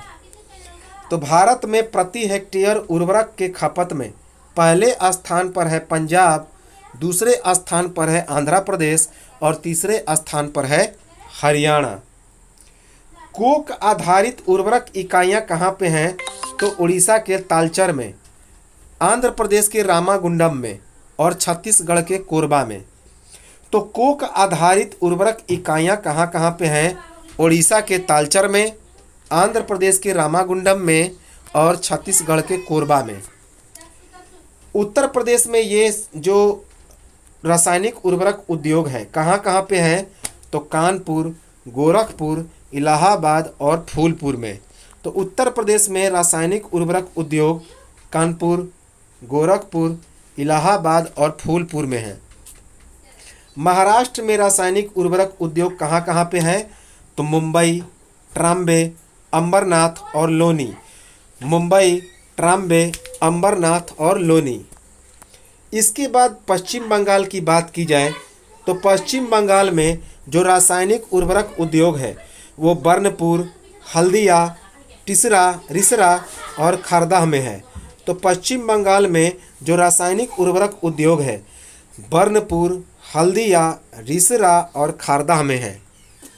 कर्नाटक की बात की जाए तो कर्नाटक में जो रासायनिक उर्वरक उद्योग है मंगलुरु, बैलागुला और मुनीराबाद में है। मंगलूर, बैलागुला और मुनीराबाद में है। इसके बाद बात की जाए कहाँ पे, तो बात की जाए गुजरात की, तो गुजरात में है कांडला, बड़ोदरा, हजीरा और भावनगर। तो गुजरात में कांडला, बड़ोदरा, हजीरा और भावनगर जो है ये सभी उर्वरक उत्पादन में प्रसिद्ध हैं। आंध्र प्रदेश में कहाँ कहाँ पे है उर्वरक उत्पादन, उर्वरक उद्योग, तो विशाखापट्टनम, तादेपल्ली और तुनूक। तो विशाखापट्टनम, तादेपल्ली और तुनूक ये आंध्र प्रदेश के उर्वरक उत्पादक क्षेत्र हैं।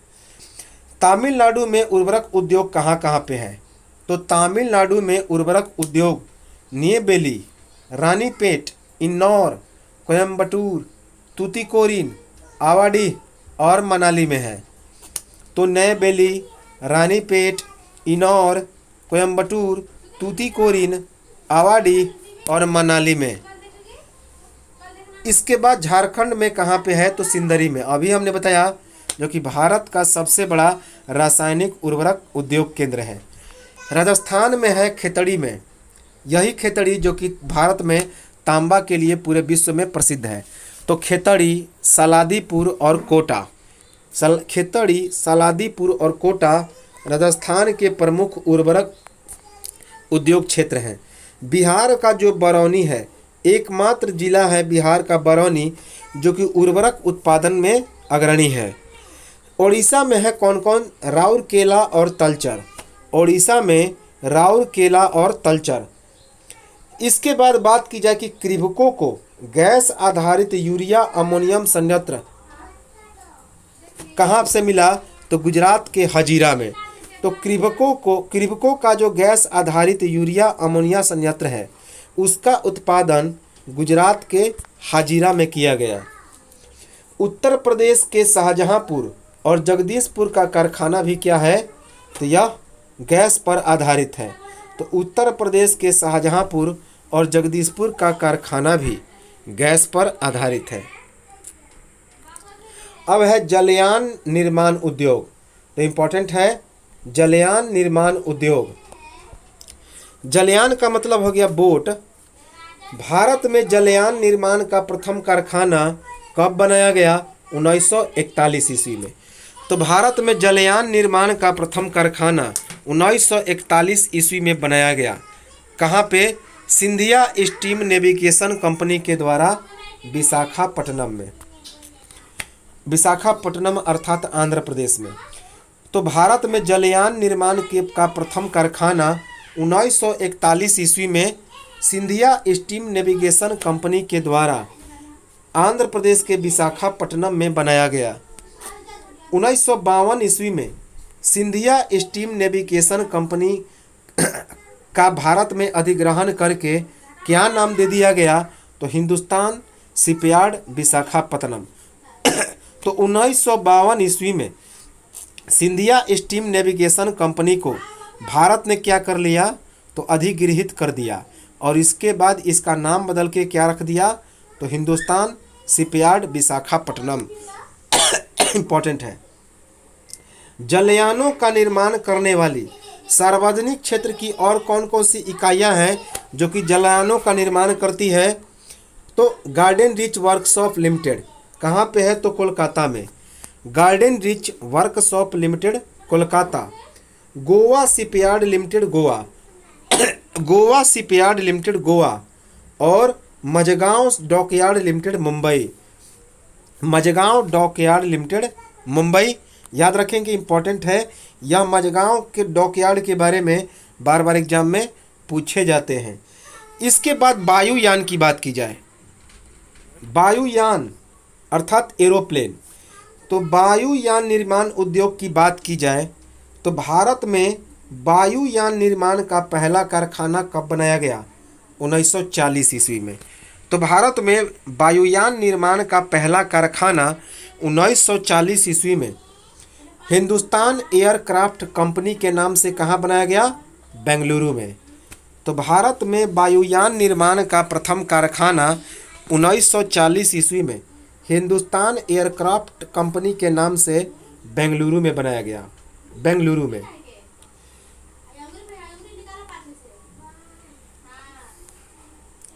हिंदुस्तान एयरक्राफ्ट कंपनी लिमिटेड का अब नाम बदल दिया गया और नाम क्या रख दिया गया है? तो HAL अर्थात हिंदुस्तान एरोनॉटिक्स लिमिटेड। तो हिंदुस्तान एयरक्राफ्ट कंपनी लिमिटेड का अब नाम बदल के क्या रख दिया गया? तो हिंदुस्तान एरोनॉटिक्स लिमिटेड HAL हाल। वायुयान निर्माण उद्योग के और कौन कौन से इकाई हैं जहां पे वायुयान निर्माण उद्योग क्या है तो विकसित है? जैसे कि इसी बेंगलुरु में 5 और इकाई हैं। इसी बेंगलुरु में इस हिंदुस्तान एरोनॉटिक्स लिमिटेड की और 5 इकाई हैं, जबकि कोरापुट, कोरबा, नासिक, बैरकपुर, लखनऊ, हैदराबाद और कानपुर में भी इस वायुयान निर्माण उद्योग के एक एक इकाइयाँ स्थापित हैं। इसके बाद आता है मोटर गाड़ी उद्योग, जिसे विकास उद्योग कहा जाता है। वेरी वेरी इंपॉर्टेंट है, यह नाम पूछ लिया जाता है कि विकास उद्योग के नाम से किसे जानते हैं, तो वह मोटर गाड़ी उद्योग को कहा जाता है। तो मोटर गाड़ी उद्योग को हम लोग विकास उद्योग के नाम से जानते हैं। अब भारत में मोटर गाड़ी उद्योग से संबंधित कौन कौन सी इकाइयां हैं? तो मोटर गाड़ी उद्योग से संबंधित इकाइयां हैं। सबसे पहला हिंदुस्तान मोटर। हिंदुस्तान मोटर जो कि कहाँ पे है? तो कोलकाता में है। इसके बाद है प्रीमियम ऑटोमोबाइल लिमिटेड। कहाँ पे है? तो मुंबई में। प्रीमियम ऑटोमोबाइल लिमिटेड कहाँ पे है? मुंबई में। अशोक लीलैंड चेन्नई में। अशोक लीलैंड इसका कारखाना कहाँ पे है? तो चेन्नई में है। Tata engineering and locomotive company limited कहाँ पे है? तो जमशेदपुर, झारखंड में। तो Tata engineering and locomotive company कहाँ पे है? तो झारखंड के जमशेदपुर में। महिंद्रा एंड महिंद्रा लिमिटेड कहाँ पे है? महाराष्ट्र के पुणे में। तो महिंद्रा एंड महिंद्रा लिमिटेड महाराष्ट्र के पुणे में है। इसके बाद मारुति उद्योग लिमिटेड हरियाणा के गुड़गांव में। मारुति उद्योग लिमिटेड हरियाणा के गुड़गांव में है। इसके बाद सनराइज इंडस्ट्रीज कहाँ पे है? बेंगलुरु में। सनराइज इंडस्ट्रीज बेंगलुरु में है। इसके बाद है दवा निर्माण उद्योग, जिस मेडिसिन के लिए। तो दवा निर्माण उद्योग की बात की जाए, दवा निर्माण उद्योग में तो मुंबई, दिल्ली, कानपुर, हरिद्वार, ऋषिकेश, अहमदाबाद, पुणे, पिंपरी, यही पिंपरी है जहाँ पे पेनिसिलिन नामक एंटीबायोटिक, पेनिसिलिन नामक दवा का निर्माण किया जाता है, पिंपरी। इसके बाद मथुरा और हैदराबाद। तो दवा निर्माण जो उद्योग है कहाँ कहाँ पे है? मुंबई में, दिल्ली में, कानपुर में, हरिद्वार में, ऋषिकेश में। ऋषिकेश कहाँ पे है? उत्तराखंड में। अहमदाबाद, पुणे और पिंपरी। पिंपरी में पेनिसिलिन नामक दवा बनता है, मथुरा और हैदराबाद। इसके बाद आता है सीसा निर्माण उद्योग, लेड इंडस्ट्री। तो इंपॉर्टेंट है सीसा निर्माण उद्योग। तो सीसा निर्माण उद्योग की बात की जाए, लेड इंडस्ट्री की बात की जाए,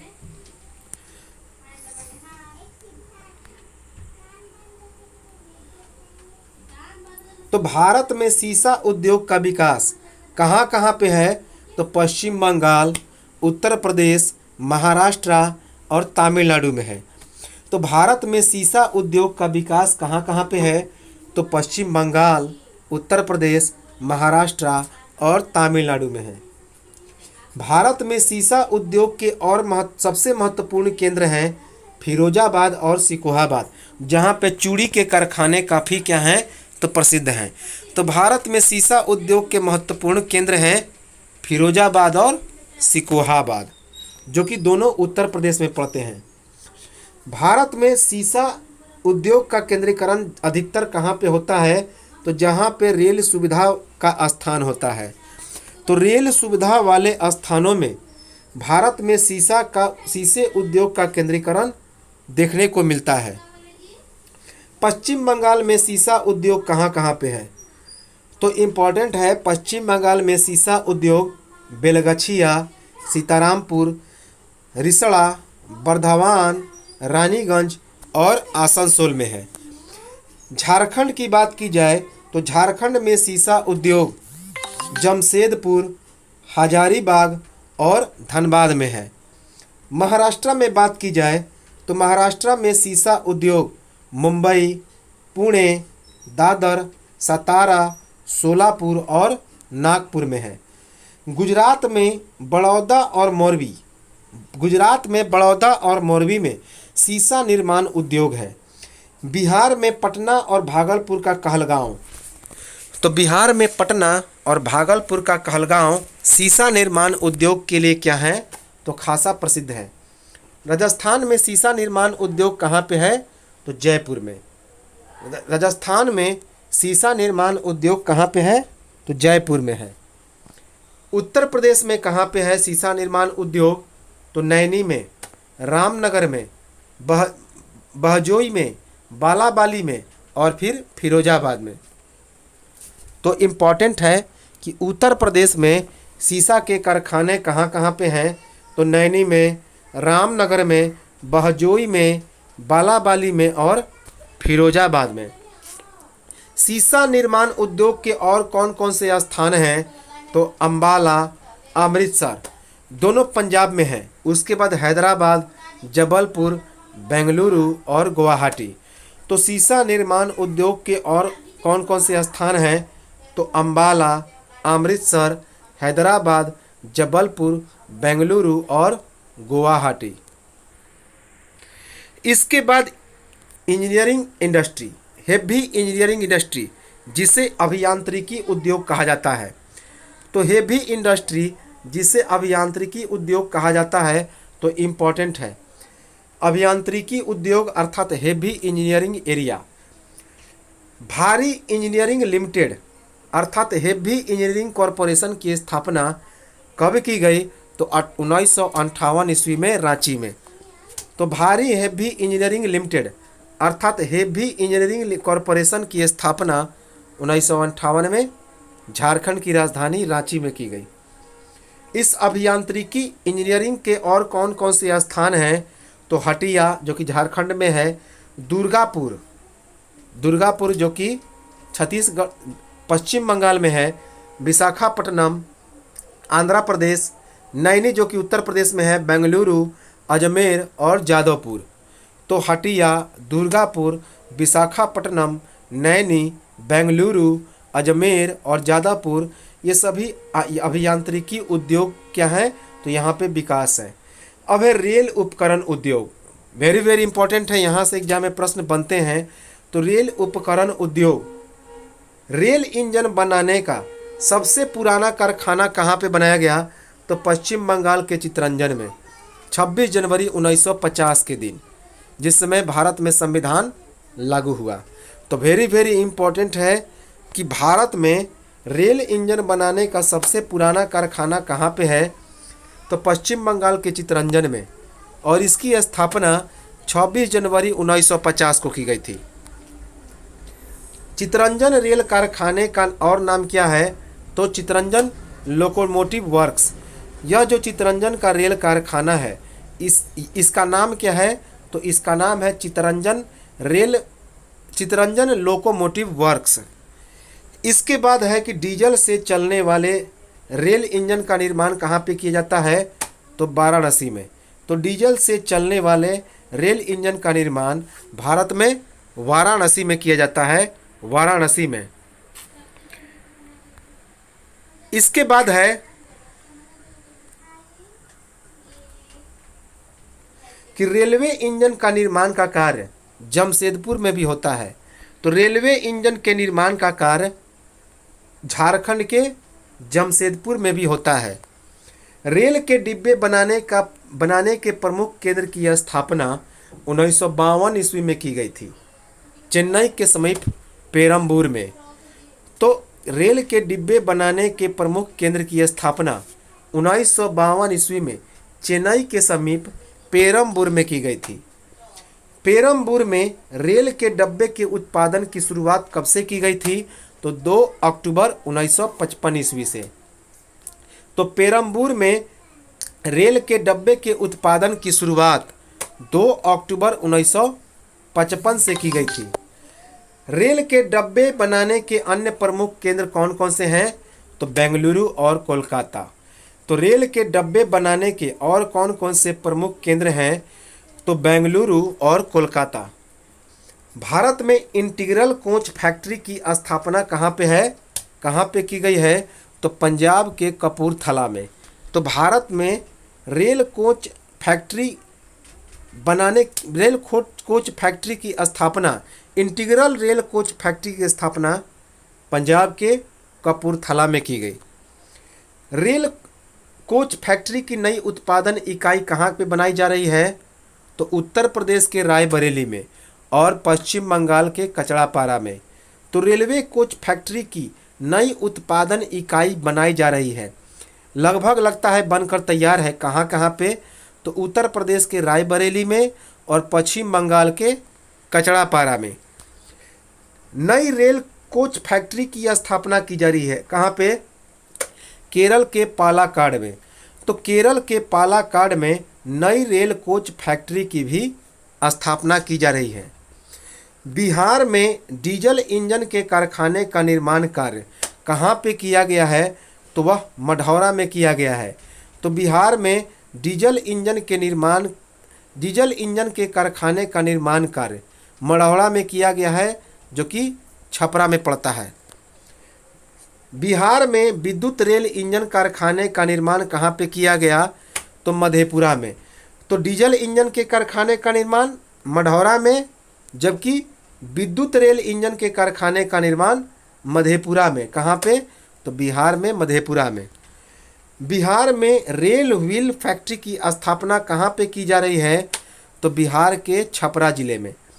तो बिहार में रेल व्हील फैक्ट्री अर्थात जो रेलवे का चक्का होता है उसको बनाने की फैक्ट्री कहाँ पे बनाई जा रही है? तो छपरा जिले में। पश्चिम बंगाल के दानकुनी में विद्युत एवं डीजल इंजन के अवयव बनाने की 2 फैक्ट्री का निर्माण किया गया।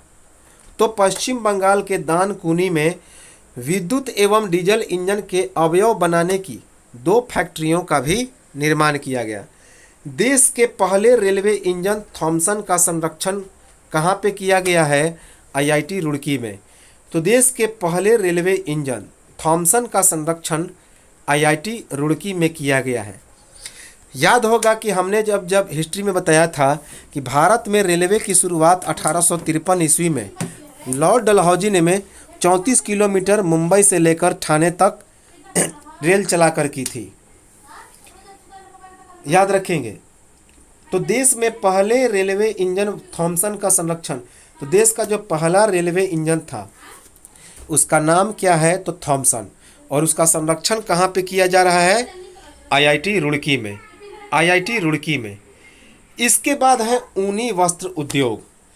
ऊनी वस्त्र उद्योग, उलेन इंडस्ट्री की बात की जाए तो भारत में ऊनी वस्त्र के पहले मिल की स्थापना 1876 ईस्वी में कानपुर में की गई थी। तो भारत में ऊनी वस्त्र के पहले मिल की स्थापना 1876 ईस्वी में कानपुर में की गई। याद रखेंगे, कानपुर में। लेकिन इसका वास्तविक विकास 1950 ईस्वी के बाद हुआ। लेकिन ऊनी वस्त्र जो कानपुर में बनाया गया 1876 ईस्वी में पहली मिल, इसका वास्तविक विकास 1950 के बाद हुआ। कर्नाटक में ऊनी वस्त्र उद्योग कहाँ कहाँ पे है? तो कर्नाटक में ऊनी वस्त्र उद्योग बेंगलुरु और मैसूर में है। तो कर्नाटक में ऊनी वस्त्र उद्योग बेंगलुरु और मैसूर में है। पंजाब में ऊनी वस्त्र उद्योग कहाँ पे है? तो अमृतसर और धारीवाल में। तो पंजाब में ऊनी वस्त्र उद्योग अमृतसर और धारीवाल में है। जम्मू कश्मीर में ऊनी वस्त्र उद्योग श्रीनगर में है। तो जम्मू कश्मीर में ऊनी वस्त्र उद्योग श्रीनगर में है। इसके बाद उत्तर प्रदेश में ऊनी वस्त्र उद्योग है मिर्ज़ापुर, आगरा, मुजफ्फरनगर और शाहजहांपुर। उत्तर प्रदेश में यह जो ऊनी वस्त्र उद्योग है मिर्ज़ापुर, आगरा, मुजफ्फरनगर और शाहजहांपुर में है। राजस्थान की बात की जाए कि राजस्थान में ऊनी वस्त्र उद्योग कहाँ कहाँ पे है, तो जयपुर, भीलवाड़ा, बीकानेर और जोधपुर में। तो जयपुर, भीलवाड़ा, बीकानेर और जोधपुर में ऊनी वस्त्र उद्योग है राजस्थान में। भारतीय कालीनों का प्रमुख आयातक देश कौन कौन है, तो 3। जो भारत में जो मलमल या कालीन बनाए जाते हैं तो उसका प्रमुख उत्पादक आयातक अर्थात खरीदने वाला देश कौन है, तो यूएसए अर्थात अमेरिका, कनाडा और जर्मनी है। एक चीरू तिब्बती एंटीलोप एक जानवर है जिसका नाम है चीरू, जिसे तिब्बती एंटीलोप भी कहा जाता है। यह एक विलुप्त प्राय जीव है। अब यह जो है वह विलुप्त हो चुका है। यह क्यों फेमस था? इसका शिकार हल्के और अत्यधिक गर्म शहतूश नामक ऊन के लिए किया जाता है। तो इसका शिकार क्यों किया जाता है? तो इसके हल्के और अत्यधिक गर्म शहतूश नामक इसमें एक ऊन की प्राप्ति होती है जो कि बहुत हल्का और अधिक गर्म होता है। तो इसी ऊन की प्राप्ति के लिए इस चीरू, जिसे तिब्बती एंटीलोप कहा जाता है, इस विलुप्त प्राय जीव का शिकार होता है। अब है बिजली के सामान। अब क्या है, तो बिजली का सामान। तो बिजली के सामान की बात की जाए तो भारत में बिजली के सामान का महत्वपूर्ण उत्पादक केंद्र कौन कौन है? भोपाल, हरिद्वार, रामचंद्रपुरम, हैदराबाद, जिसे उस समय रामचंद्रपुरम कहा जाता था, तमिलनाडु का तिरुचिरापल्ली और कोलकाता। तो भोपाल, हरिद्वार, रामचंद्रपुरम अर्थात हैदराबाद, तिरुचिरापल्ली और कोलकाता ये सभी बिजली के सामान उत्पादन केंद्र हैं। टेलीफोन उद्योग की बात की जाए तो भारत में टेलीफोन उद्योग बेंगलुरु और रूपनारायणपुर में है। तो बेंगलुरु और रूपनारायणपुर में टेलीफोन उद्योग विकसित है। अब है रेशम उद्योग। रेशम उद्योग जिससे धागा बनाते हैं। तो भारत में रेशम 4 प्रकार के रेशम उत्पादन होते हैं। कौन कौन? एक सहतूती रेशम होता है, एक तसर रेशम होता है, एक एरी रेशम होता है और मूंगा होता है। तो भारत में 4 किस्मों के रेशम का उत्पादन होता है। कौन कौन? सहतूती, तसर, एरी और मूंगा। लेकिन भारत में जो मूंगा है, मूंगा रेशम उत्पादन में एकाधिकार है। भारत का मूंगा रेशम उत्पादन में क्या है, तो एकाधिकार है। अर्थात मूंगा रेशम उत्पादन अकेले कौन करता है, तो भारत करता है। केंद्रीय रेशम अनुसंधान प्रशिक्षण कहाँ पे है, तो मैसूर एवं ब्रह्मपुर में है। तो केंद्रीय रेशम अनुसंधान प्रशिक्षण कहाँ पे है, तो मैसूर और ब्रह्मपुर में है। केंद्रीय इरी रेशम अनुसंधान कहाँ पे है, तो मेंदी पाथर मेघालय में है। तो केंद्रीय इरी रेशम अनुसंधान मेघालय के मेंदी पाथर में है। केंद्रीय टसर अनुसंधान प्रशिक्षण है झारखंड के रांची में। तो केंद्रीय टसर अनुसंधान प्रशिक्षण केंद्र झारखंड के रांची में है। 41% से अधिक कच्चे रेशम का उत्पादक राज्य कौन है, तो कर्नाटक है। तो भारत में जो कर्नाटक राज्य है वह 41% से भी अधिक कच्चे रेशम का उत्पादन करता है। कौन? कर्नाटक। इसी कर्नाटक में देश का 56% धागा और सहतूती, जिसे मलबरी कहते हैं, उसके रेशम का निर्माण होता है। तो कर्नाटक में भारत देश का 56% धागा और सहतूती अर्थात मलबरी रेशम का निर्माण होता है। भारत में रेशम उत्पादन में दूसरे स्थान पर है आंध्र प्रदेश। तो भारत में रेशम उत्पादन में दूसरे नंबर पर है आंध्र प्रदेश, जहाँ पे 35% क्या होता है, तो रेशम का उत्पादन होता है। जबकि नंबर 1 पे है कर्नाटक, जहाँ पे 41% से भी अधिक रेशम का उत्पादन होता है। भारत में कुल कपड़ा निर्यात में रेशमी वस्त्रों का योगदान कितना है, तो 3%। तो भारत में कपड़ा निर्यात में रेशमी वस्त्रों का योगदान है 3%। गैर सहतूती रेशम की प्राप्ति कहाँ कहाँ से होती है, तो किन किन राज्यों से, असम, बिहार और मध्य प्रदेश। अर्थात जो सहतूती रेशम है उसको छोड़ के बाकी जो रेशम है उसकी प्राप्ति बिहार, असम और मध्य प्रदेश में होती है।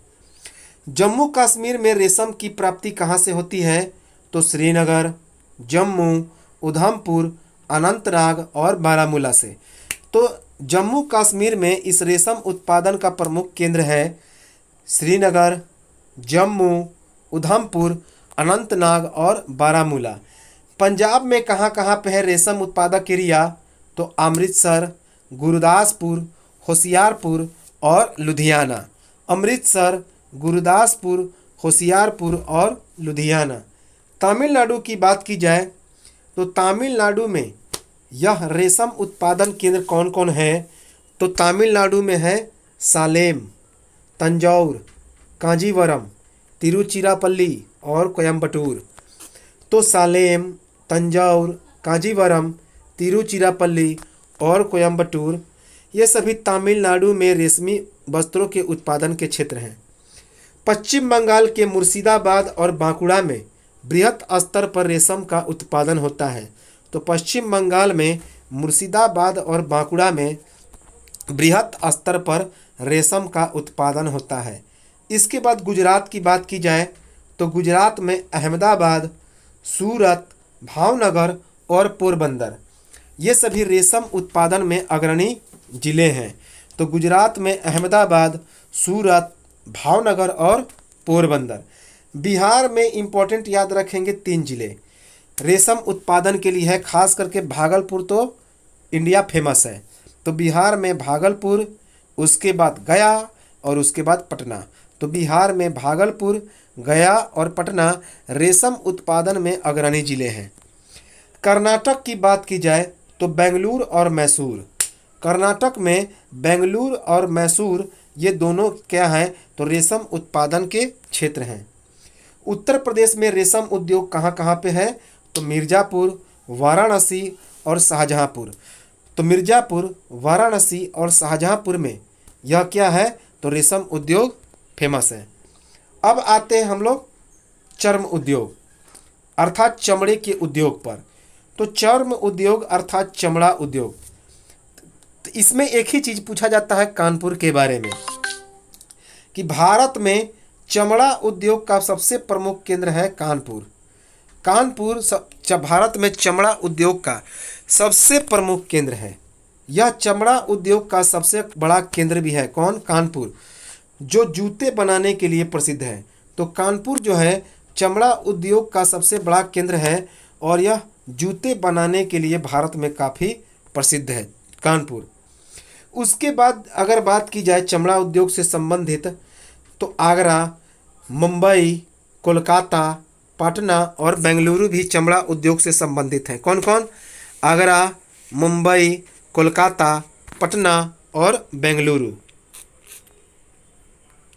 इसके बाद कुछ बोर्ड हैं जो कि रेशम उत्पादन से संबंधित हैं, जैसे कि कुटीर उद्योग बोर्ड। कुटीर उद्योग बोर्ड जिसकी स्थापना 1948 में हुई थी। तो कुटीर उद्योग बोर्ड जिसकी स्थापना 1948 में हुई थी। इसके बाद केंद्रीय सिल्क बोर्ड। तो केंद्रीय सिल्क बोर्ड की स्थापना 1949 में हुई थी। कुटीर उद्योग बोर्ड की स्थापना 1948 ईस्वी में, केंद्रीय सिल्क बोर्ड की स्थापना 1949 ईस्वी में। अखिल भारतीय हथकरघा बोर्ड की स्थापना 1950 ईस्वी में। तो अखिल भारतीय हथकरघा बोर्ड की स्थापना 1950 ईस्वी में। इसके बाद अखिल भारतीय हस्तकला बोर्ड की स्थापना हुई 1953 ईस्वी में। तो अखिल भारतीय हस्तकला बोर्ड की स्थापना 1953 ईस्वी में हुई। अखिल भारतीय खादी एवं ग्रामोद्योग बोर्ड की स्थापना कब की गई? 1954 ईस्वी में। तो अखिल भारतीय खादी एवं ग्रामोद्योग बोर्ड की स्थापना 1954 ईस्वी में की गई। लघु उद्योग बोर्ड की स्थापना 1954 ईस्वी में की गई। लघु उद्योग बोर्ड की स्थापना 1954 ईस्वी में की गई। केंद्रीय विक्रय संगठन की स्थापना 1958 ईस्वी में चेन्नई में की गई। तो केंद्रीय विक्रय संगठन की स्थापना 1958 ईस्वी में चेन्नई में की गई। इम्पोर्टेंट है। तो ये तो था हमारा भारत के उद्योग। वेरी वेरी इंपॉर्टेंट है। भारत के कौन कौन से इंडस्ट्री हैं, कहाँ कहाँ पे हैं, जहाँ से एग्जाम में प्रश्न बन जाते हैं, तो बहुत इम्पोर्टेंट था। इसे लाइक शेयर कमेंट करते रहें, और ख़ास करके जो लोग इसको सब्सक्राइब नहीं किए हैं तो सब्सक्राइब कर लें, ताकि आने वाली वीडियो आपको मिल सके। तो चलिए मिलते हैं हम लोग नेक्स्ट वीडियो में, और चर्चा करेंगे भारत के खनिज और उसके बाद परिवहन के बारे में। तब तक नमस्कार, जय हिंद।